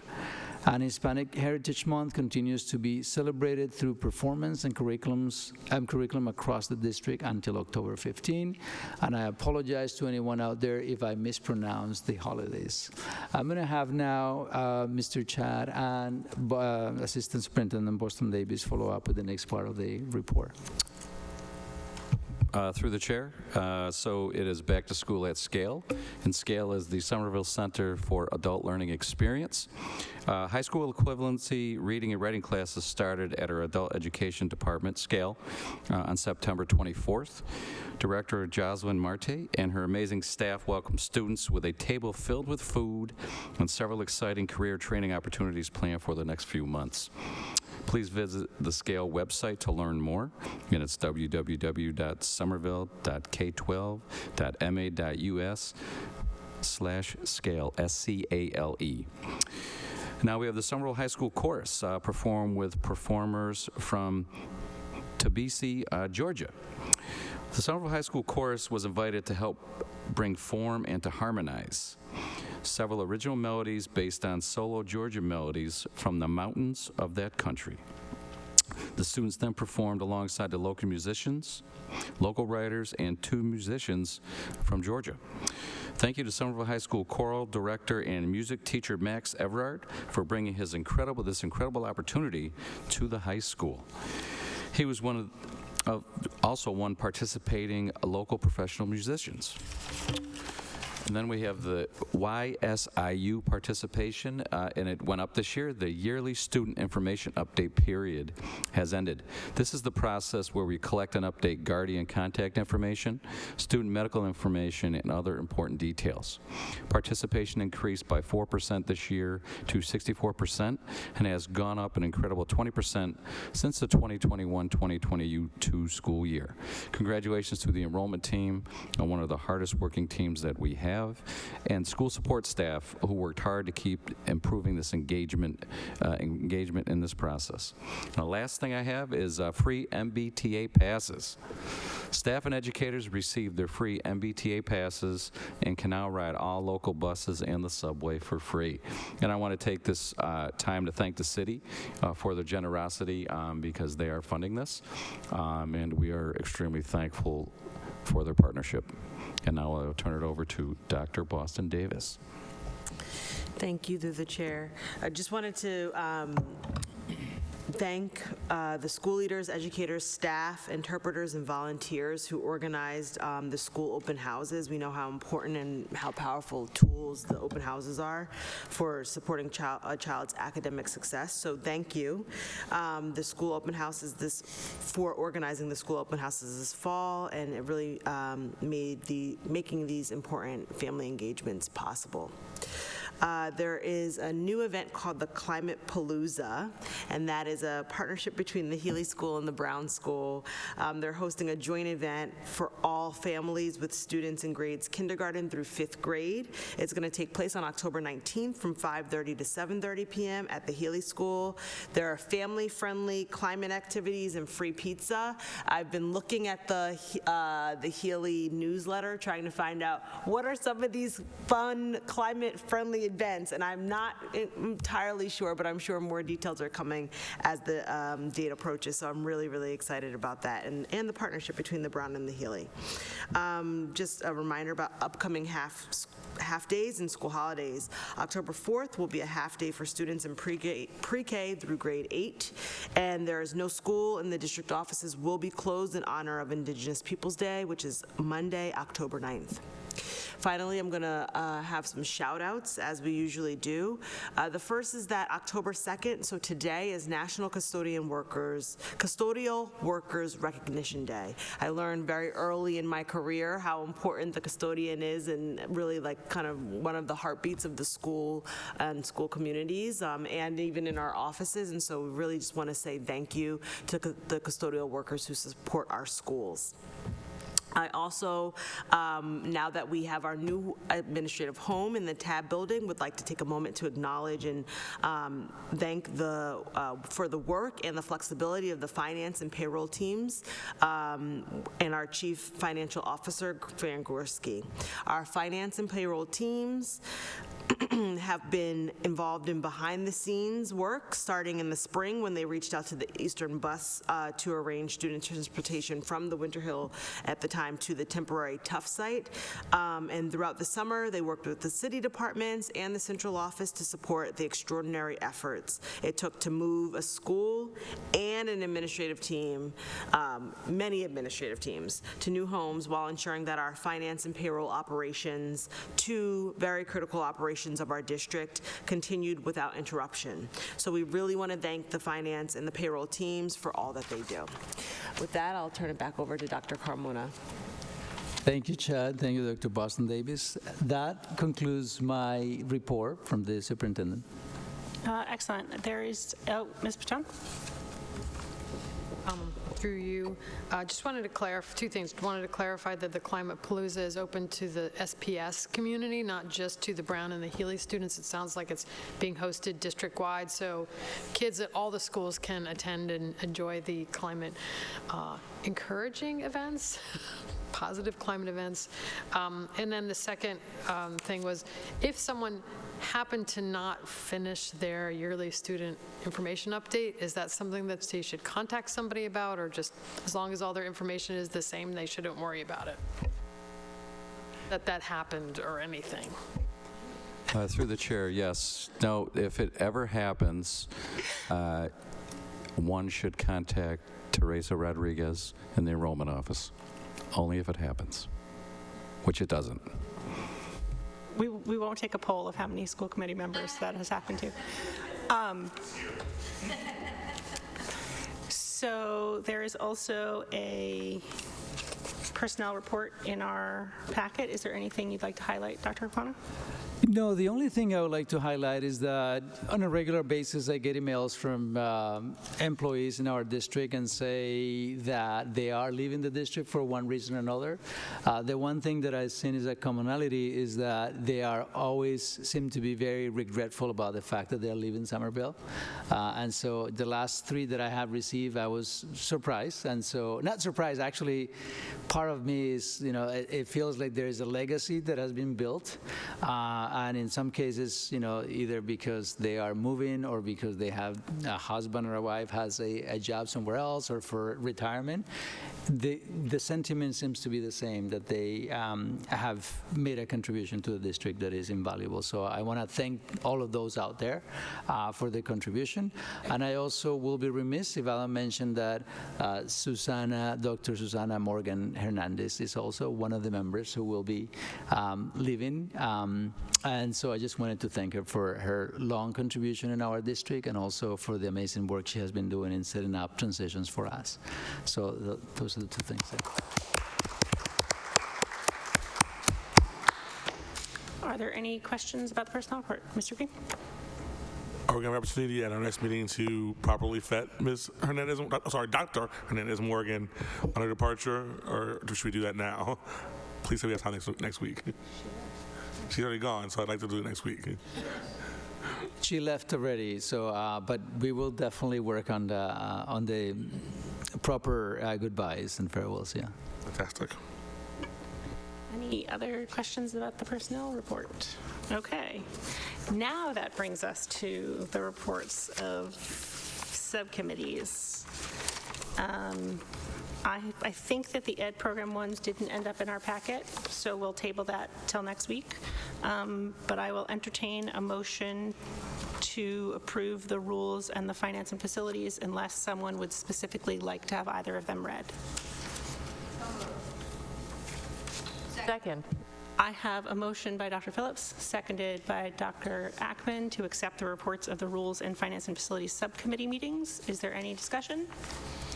Seeing none, all in favor? And then we need a specific motion to approve the bill rolls that you approved at Finance. So moved. Which bill rolls were they, just for the record? Okay, I have a motion to approve the July and August bill rolls by Dr. Green, seconded by Dr. Ackman. Any questions? Any discussion? All in favor? All opposed? Motion carries. That brings us to unfinished business, the superintendent's entry plan. We're actually going to cover that when we talk about superintendent evaluation. So we're going to move down to the MASC conference delegation and resolutions. I don't think we actually have them in our packet yet. I apologize, I was a little slow. I had a question about the rules. Yes, go ahead. About the extended campus lunch policy, because this is something I'm kind of hearing about through kids right now, and whether or not Ms. Barish wants to speak to it or what the plan is moving forward. And just for context, originally it was passed for seniors only at Somerville High as kind of a let's see what happens. So I'm curious if you want to speak to that. Ms. Barish? Sure. So it was the policy was actually for upper class members. It was intended to roll out to seniors and then potentially to juniors. That was 2 springs ago. That never actually really happened. And then Principal Kirsten has requested some modifications to that policy to make the extended campus policy apply to all high school students. Part of that is just the logistics of, recognizing which students are allowed to leave and which students are not allowed to leave. That's a big challenge. Additionally, she has requested that students not need parental permission, that it just be a school rule that they can leave. So these are things that we are discussing with our attorney, just to make sure that we have all of our legal bases covered. And then I'm trying to remember if there was one more thing. What's that? Can I contribute to the? Yeah. So a couple of things. One is the permission is actually in the handbook. So by signing the handbook, you are, by default, you will be approved. You will agree with that decision. If not, you can actually opt out. The other component to that, so this policy was created originally when this high school was it was a different high school, or when didn't have all this access to these multiple doors that were complex. So this idea of enforcing a rule that was really hard to enforce, not only the idea of who has a good standing to be let out, is very perceptional, and so there were many things that were created as a result of that, according to the Principal Kirsten. And the other thing is that, the history and the context of Somerville is a city where kids grow up walking, and that the fact that our 4 square mile setup kind of lends itself for that kind of access. There's also some elements in the policy around restricting access to students who who don't follow the rules or that don't follow the expected the expectations within the policy. So there are some safeguards actually built in, and so that's one of the things that I wanted to contribute to that. Ms. Barish, did you want to continue? Yeah, just one more thing I wanted to add. One more sort of change, I guess, is that the original, it wasn't actually written into the policy, but part of the procedures around the policy was that students would be limited. Essentially, they could go between School Street and Walnut Street, and Principal Kirsten has asked that it just be as far as they can go, as long as they can get back. So that's just one more change to that. Mr. Green? Well, I thank you for running these changes, these proposals by Ms. Tobin for reasons of procedure and what have you. I would still, given the inherent risk as legally in legal parentis for us as a district, for people leaving buildings, I would still prefer, even if we don't have to, that decision get vetted by the full committee even if we don't legally have to. Even though that being said, I completely support it, but I want to make sure we have our ducks in a row as far as supporting something that has such potential legal liability. Ms. Barish, and then Dr. Ackman. Yeah, this is something that we discussed in the rules meeting. Essentially, even if we can just incorporate it into the handbook in the future, we don't have a system by which school committee can approve mid-year changes to the handbook. So we did have a conversation around bringing this to the school committee, even if it is addressed in that manner. Dr. Ackman, and then Ms. Patel. Thank you.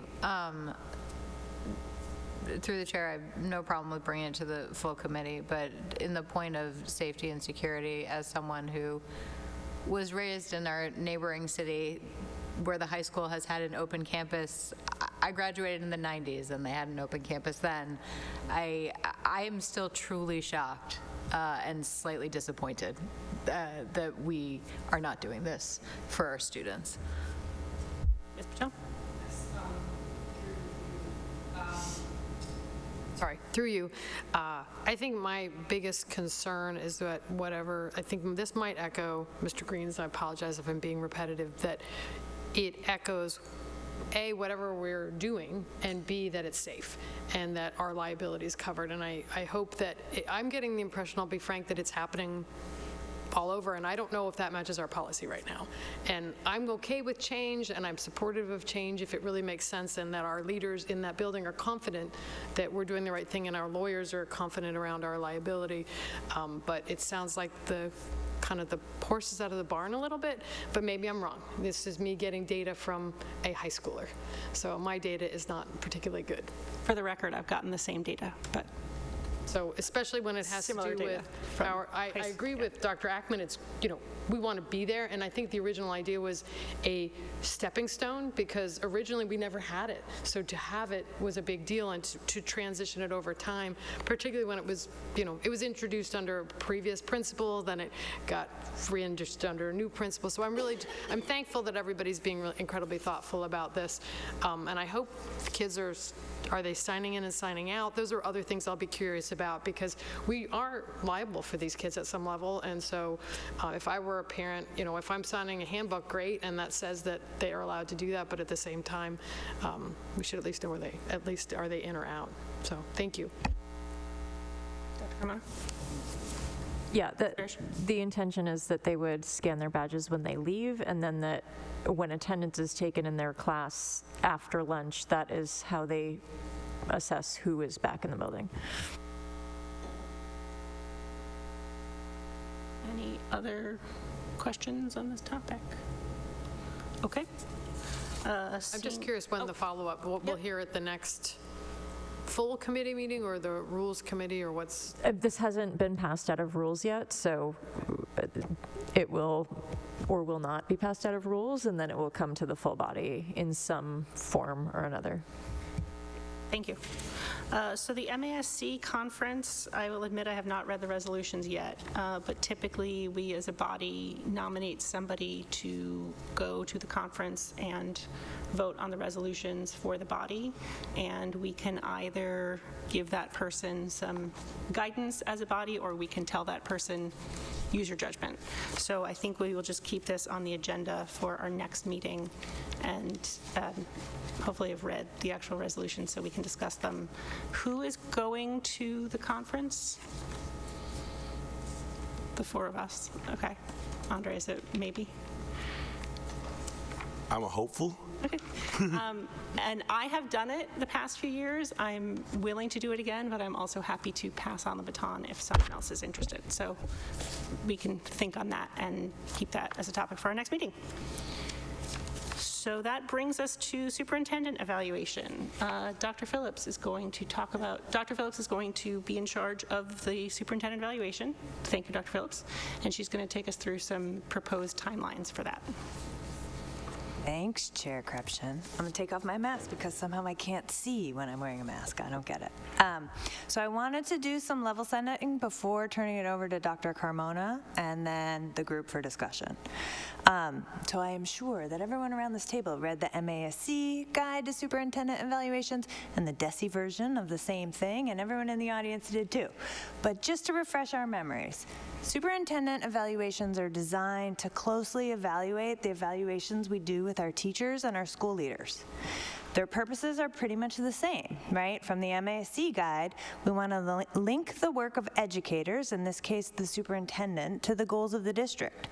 We want to connect the evaluation to the impact a superintendent is having on student achievement. And finally, the purpose is to assist educators, in this case the superintendent, in developing their own professional skills and improving their performance. There's a 5-step process. Starts with self-assessment, then analysis, goal setting and plan development, then plan implementation, then formative assessment, and then summative evaluation. So because this is Dr. Carmona's first year in the district, and there isn't a prior year's evaluation to reflect upon, we're going light on self-assessment and diving in deep on analysis, goal setting, and plan development right now. So in this stage, right, at the end of this phase, us, the school committee, will approve the superintendent's goals and the focus indicators by which he will be evaluated by us. The superintendent needs to have one learning goal, one professional practice goal, and MASC recommends some district goals between 2 to 4. We also need to identify, in collaboration with the superintendent, at least one focus indicator. That's kind of the indicator we are going to focus this evaluation on, at least one per standard on DESE's rubric. And this year, we're going to be using the rubric in the MASC handbook, which is the one that's in your packet. So Dr. Carmona has already identified a set of potential focus indicators that he would like to focus on, and you can kind of crosswalk those as he goes through the plan with the rubric to see kind of what we're talking about. In terms of timeline, my hope is that we can approve the goals and focus indicators no later than our next full school committee meeting. We'll see based on our discussion today if we can just approve them as they are, but if not, we'll approve them next time. Because there's this student learning goal there, right, we need to have some data on student learning. And so in conversation with Dr. Carmona and Chair Krepshin, we decided that this cycle is going to end in December 2024. So kind of a full year, but a little longer. So the idea is by the end of October, we've set the goals and the focus indicators. Then we'll do the formative assessment in June, which we've timed both to be, we're done with the budget, we've passed it, we have a little bit of breathing room, but also strategic planning, right, which is a key part of Dr. Carmona's entry plan, will be well underway at that time. So we'll have some data to talk about at that moment. And then, again, the summative assessment will take place December 2024. So with that kind of overview, I want to pass it to Dr. Carmona to kind of go deep on the plan. Thank you, Vice Chair, and through the Chair. So a couple of things. I want to ground this work in the work that happens across the district in terms of teacher evaluation and supervision.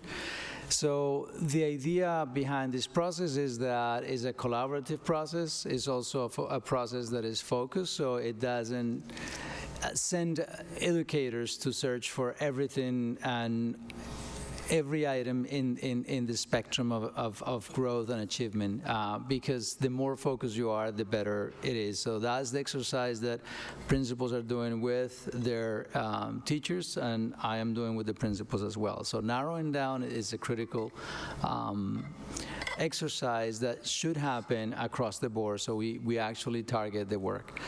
So that's the first thing. The second thing I wanted to mention is that I know that I got some feedback through the chair and the vice chair around my learning goal, my student learning goal.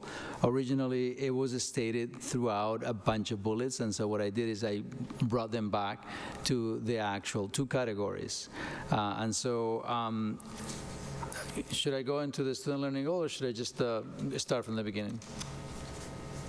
So let me actually walk you through the document. But I was excited about the student learning goal because I think through the conversation that we had, I was able to really narrow down a couple of things that match exactly with the instructional priorities that are in place right now, and part of the work that Sam described a minute ago. So as you remember, the document that you saw from my goals had 3 components. There was an entry goal that was all about setting up the entry plan, and that actually responds to several standards that are data-informed decision-making, or several indicators, actually. Standards are, if you look at the number, the first one is Standard 1, Indicator E, data-informed decision-making, Standard 1E, plans and goals, Standard 2, fiscal system, Standard 3, community and stakeholder engagement, Standard 4, commitment to high standards. So that's what is found through the entry plan process that engages my team and myself in addressing all those standards.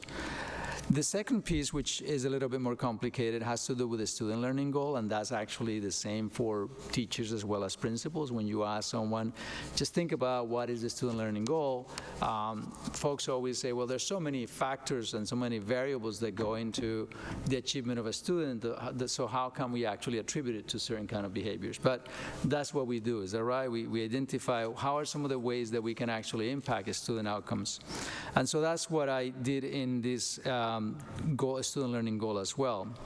It continues to be part of the maintaining the momentum during the transition, but it's all about the impact that these two standards or these two foci will allow me to do. So the first one is about assessment data literacy, and is part of the work that you heard Sam share this morning, which was how do we use all these different tools to get a sense of how students are making progress, how adults are actually collaborating around this progress, and also how do we make an informed decision as to the trajectory of students' learning.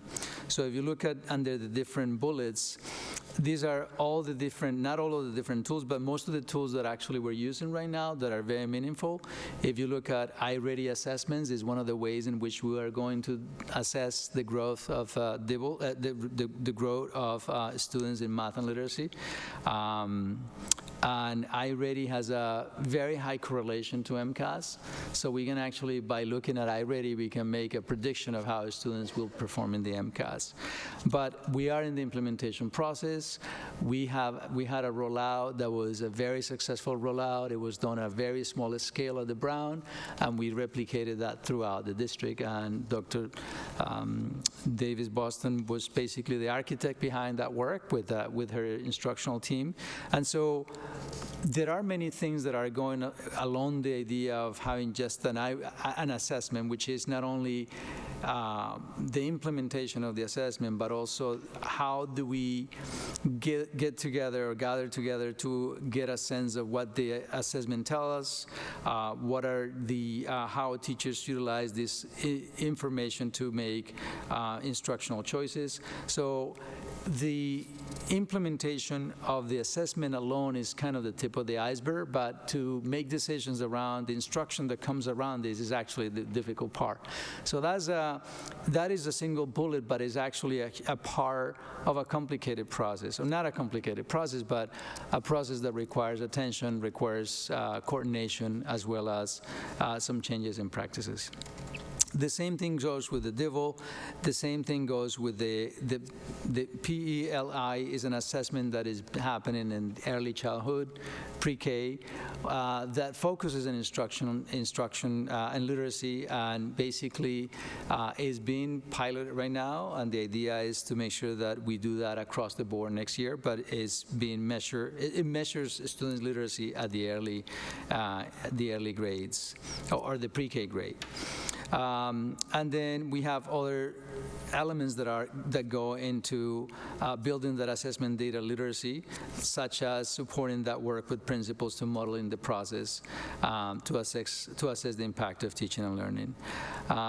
There is also the rollout of the restorative justice and second step curriculum, and we're going to measure how that is being delivered, as well as how is that implemented by measuring how that minimizes or decreases the office referrals or the behavioral incidents that happen in a building, as well as the impact that has in the multi-tier system of support. This is also one of the goals that was stated in the school committee goals. So by focusing on this, in this twofer, I will be able to not only focus on student growth in the social-emotional realm, but also to make sure that I have a good understanding of the rollout of the restorative justice and second step, as well as the impact that it is having on students based on some measures that we already identified through the school committee process. And then the last one is also around making sure that we continue the collaboration between the special ed department as well as the MLE department. And we have done some professional development around differentiation and scaffolding, which have happened already. Those are some of the main priorities that both directors have shared with me that they want to enhance for the teaching and the incorporating students' needs and strengths into the classroom. So that's the first one, which is around assessment data that is aligned to grade level expectations, and the end of that is to monitor progress and to drive instructional decision making. There is a very special attention around our opportunity gaps, and the intention with that is that in my mind, there's no more other way to be an anti-racist community than actually making sure that kids, especially those who are not making academic progress at high levels, that we shift our instructions and also shift our focus to make sure that they make the gains that are needed.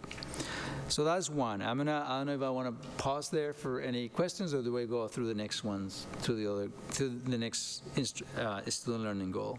Does anyone want to pause here for a question, or shall Dr. No? Go ahead. Oh. I mean, I'm okay waiting to the end, or would you rather have feedback now? It's up to you. What do you prefer? Let me finish the two goals, because I think they go hand in hand, and so I would like to complete them, so thank you. The second one is around aligning the school and district efforts to support effective collaboration, supervision, and evaluation that leads to continuous improvement and to equitable outcomes for all the students. In other words, this is about how do we support our ability to manage teams and to leverage teams to make decisions around instruction, to support the feedback process, and also to, again, utilize the structures and systems that the Department of Ed has provided to monitor some growth across the board.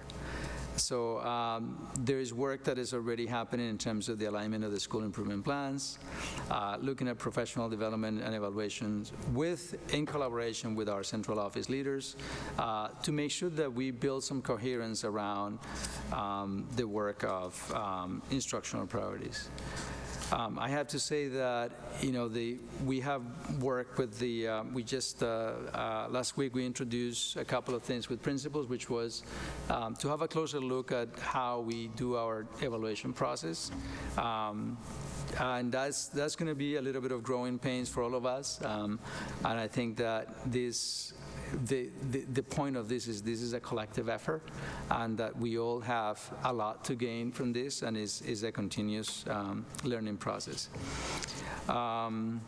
The other piece around this is developing a community of practice around instructional focus. That's part of what Drs. Boston Davis mentioned originally with instructional rounds. And the idea is that every school is going to lead an instructional round in the district, and we will be doing that in collaboration with all our colleagues, central office members, as well as principals. And then there's a piece around the common planning time, which is also part of this concept about teaming, about structures that allow us to identify effective practices. And that is also one that hasn't been completed, but is one that I need to pay attention to, which is the rollout of the implementation of the 2024-2025 common planning time structure. So that's one thing that also was mentioned that was missing, and is a big chunk of a lot of not only a direction signaling for us, but also a commitment in both in the part of the families as well as in part of the system. The fact that we don't have a built-in common planning time across the board for a district like ours is something that is way overdue. But I know also that will cause some significant impact on families. And so that's part of our commitment to make sure that we have a system that is effective for all of our constituents. And then, as I said earlier on, this idea of how do we get on an ongoing feedback process, and the Lynch Academy, as well as the professional development offerings that we have, are two of the tools that we'll be using to make sure that we are consistent and we also improve on an ongoing basis. So those are the two things, the two indicators, or no, the two actual student learning goals that I want to focus on. This addresses instruction, assessment, data-informed decision-making, and scheduling and management information systems. Those are the indicators under standards 1 and 2. So I'm going to pause there because this is actually the meatiest part of the conversation. So I'm going to pause there for questions or comments. Okay, Ms. Patone and then Mr. Green. Thank you, through you, to the superintendent. Thank you. I very much appreciate the scope of this. I have kind of a lot of questions, but I'll try to summarize it. One, a lot of these measurements are action measurements. Did we do this? Did we do that? Versus, say, outcome or impact measures. So, some of them should be outcome, our activity measures, and other ones. One of the things I always struggle with our own school committee goals is that there were supposed to be actions happening last year to refine them and actually put data to them, and that did not happen. And that's part of a leadership transition, and I totally understand that. So that's one of the things that I'm struggling with, and I'll let Mr. Green, and I'll come back to my other comments. Mr. Green? Sure, this is more of a comment than a question, but it is 10 o'clock. I haven't eaten dinner.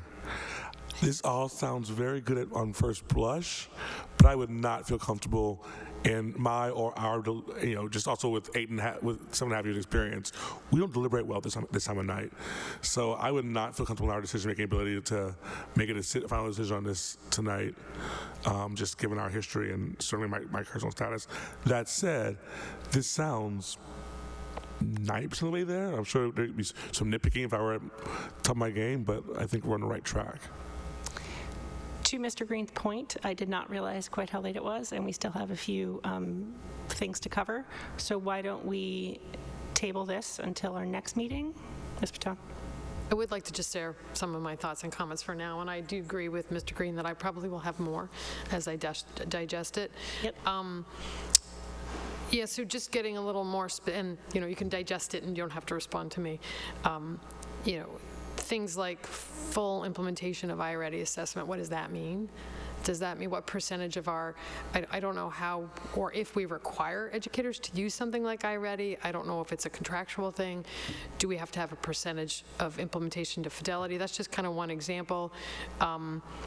I appreciate things like officer scrolls and improvements in multi-tiered systems of supports, but what does that look like? Like, we actually have data around these, and I don't necessarily feel like we have to have numbers for every little thing. So I'll be really clear that I get that some of this is qualitative, but I really want to challenge us as a district to be, if we're asking our educators and everyone to be more data informed, that we challenge ourselves at this level to be more data informed.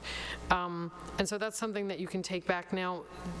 The other two things I was thinking about is, one, what is the connection between the district goals, which are longer term than 1 year?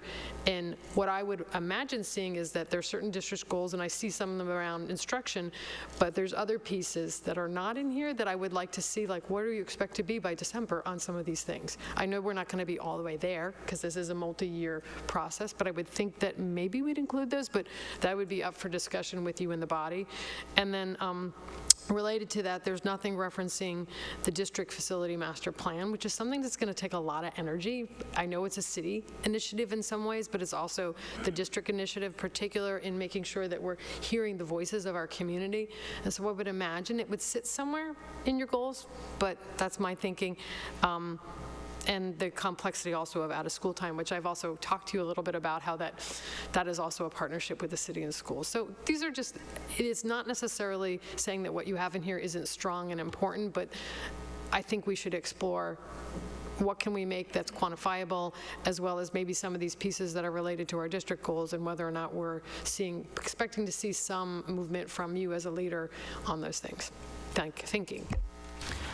All good thoughts, and with that, I think we should table it to our next meeting, unless you wanted to, yeah. I can respond next time, yeah. Sounds good. All right, that brings us to an acceptance of grants. I will entertain a motion. I move to accept all federal entitlement and continuation grants and all state continuation grants awarded to the Somerville Public Schools listed below. A private grant from Community Health Equity Survey Grant. This grant is to help with the dissemination of a community health equity survey. The survey will help communities improve conditions that impact health, particularly those most impacted by health inequities, and it's in the amount of $2,000. Second. I have a motion by Ms. Barish, seconded by Ms. Dion. Is there any discussion? Seeing none, all in favor? Aye. All opposed? Motion carries. That brings us to items from committee members. Mr. Green and then Ms. Patone. Actually, building off of Ms. Patone's her comments, on this master building plan, we are just the future of the Winter Hill or whatever. We've heard nothing from the city. You know, I realize that like it makes a certain sense for them taking their foot on the brake after their marathon work to get the building up and ready for the school year, but like we need to start having conversations about what happens next. We need to have community meetings. We need to there's a conversation that needs to start happening, and I'm going to propose that if the city can't get it together to start those conversations on their end, then we need to on our end. Every day that goes by with no word or even a timeline, we lose credibility in the community. We lose the ability to have hard conversations. So we're going to have complicated, nuanced conversations. We need to start. And so, like, I want to put on the agenda that if we can't get the city on board, that's something we should start talking about at our next meeting, how we're going to do it. Do you want to respond to that? Through the chair, so there has been some developments. I mean, I think many of you are aware that the MSBA was here. We sent a letter to the Winter Hill community as well as the Brown community to let them know MSBA is here. So MSBA obviously has some conditions, some expectations, and I think that has been stated in the past, and I believe that the mayor mentioned that in her timeline in December, the timeline that was shared in December, that MSBA has a little bit of there are some, the decisions as to what decision they go will have an impact on the trajectory of our work. So that's one side of that. But the other piece around where we are, what's going to happen with the Winter Hill, what's going to happen to the Brown School, what's going to happen with our master plan. I think that those are things that I, as a parent, as a member of the community, I'm also interested in knowing. Well, that I definitely have some information that is coming, that is evolving. I know we just, at the Winter Hill this week, we will complete the actual work that was done around asbestos. There's a report that is being completed, so we'll have that information. I don't know in what shape or form, but I know that there has been some mitigation work also that has happened around that.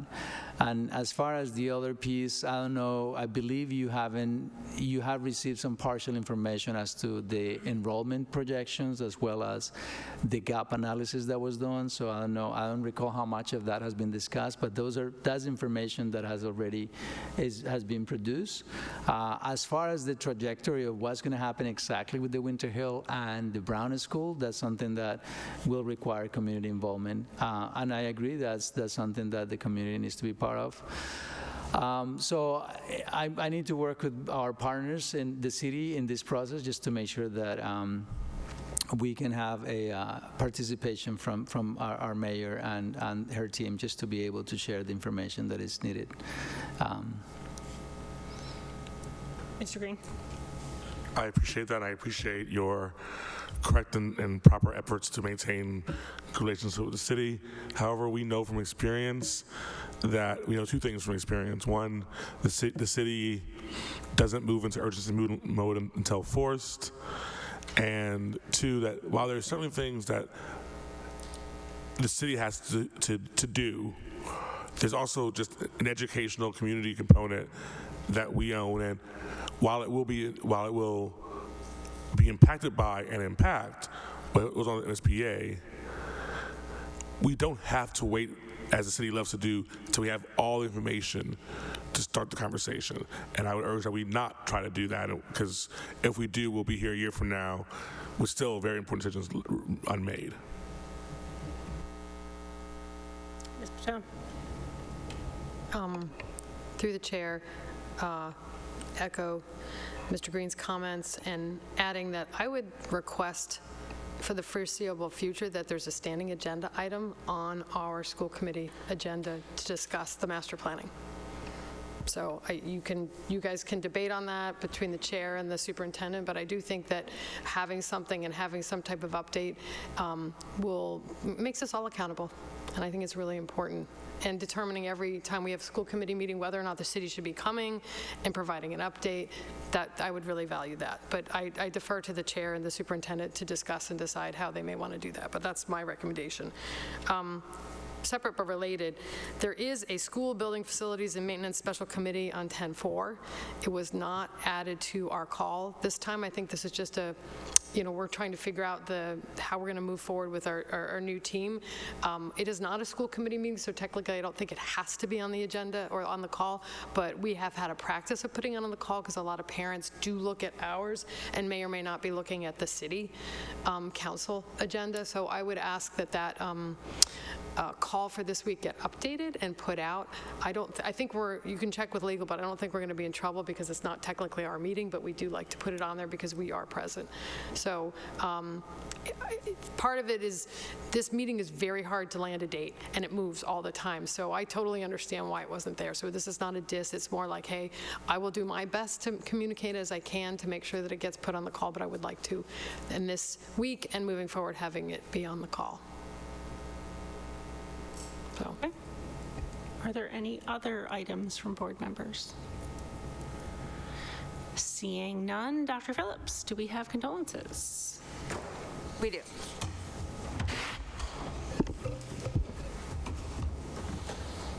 Charles L. McCaughey, father of Shelley Jareo, the resource room teacher at the John F. Kennedy School, and Charlene O'Neill, the retired 4th grade teacher at the Winter Hill Community Innovation School.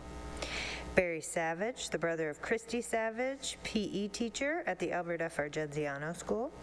Francis John Leland, retired headmaster of Somerville High School and father of Laura Lieberman, Somerville High School math teacher.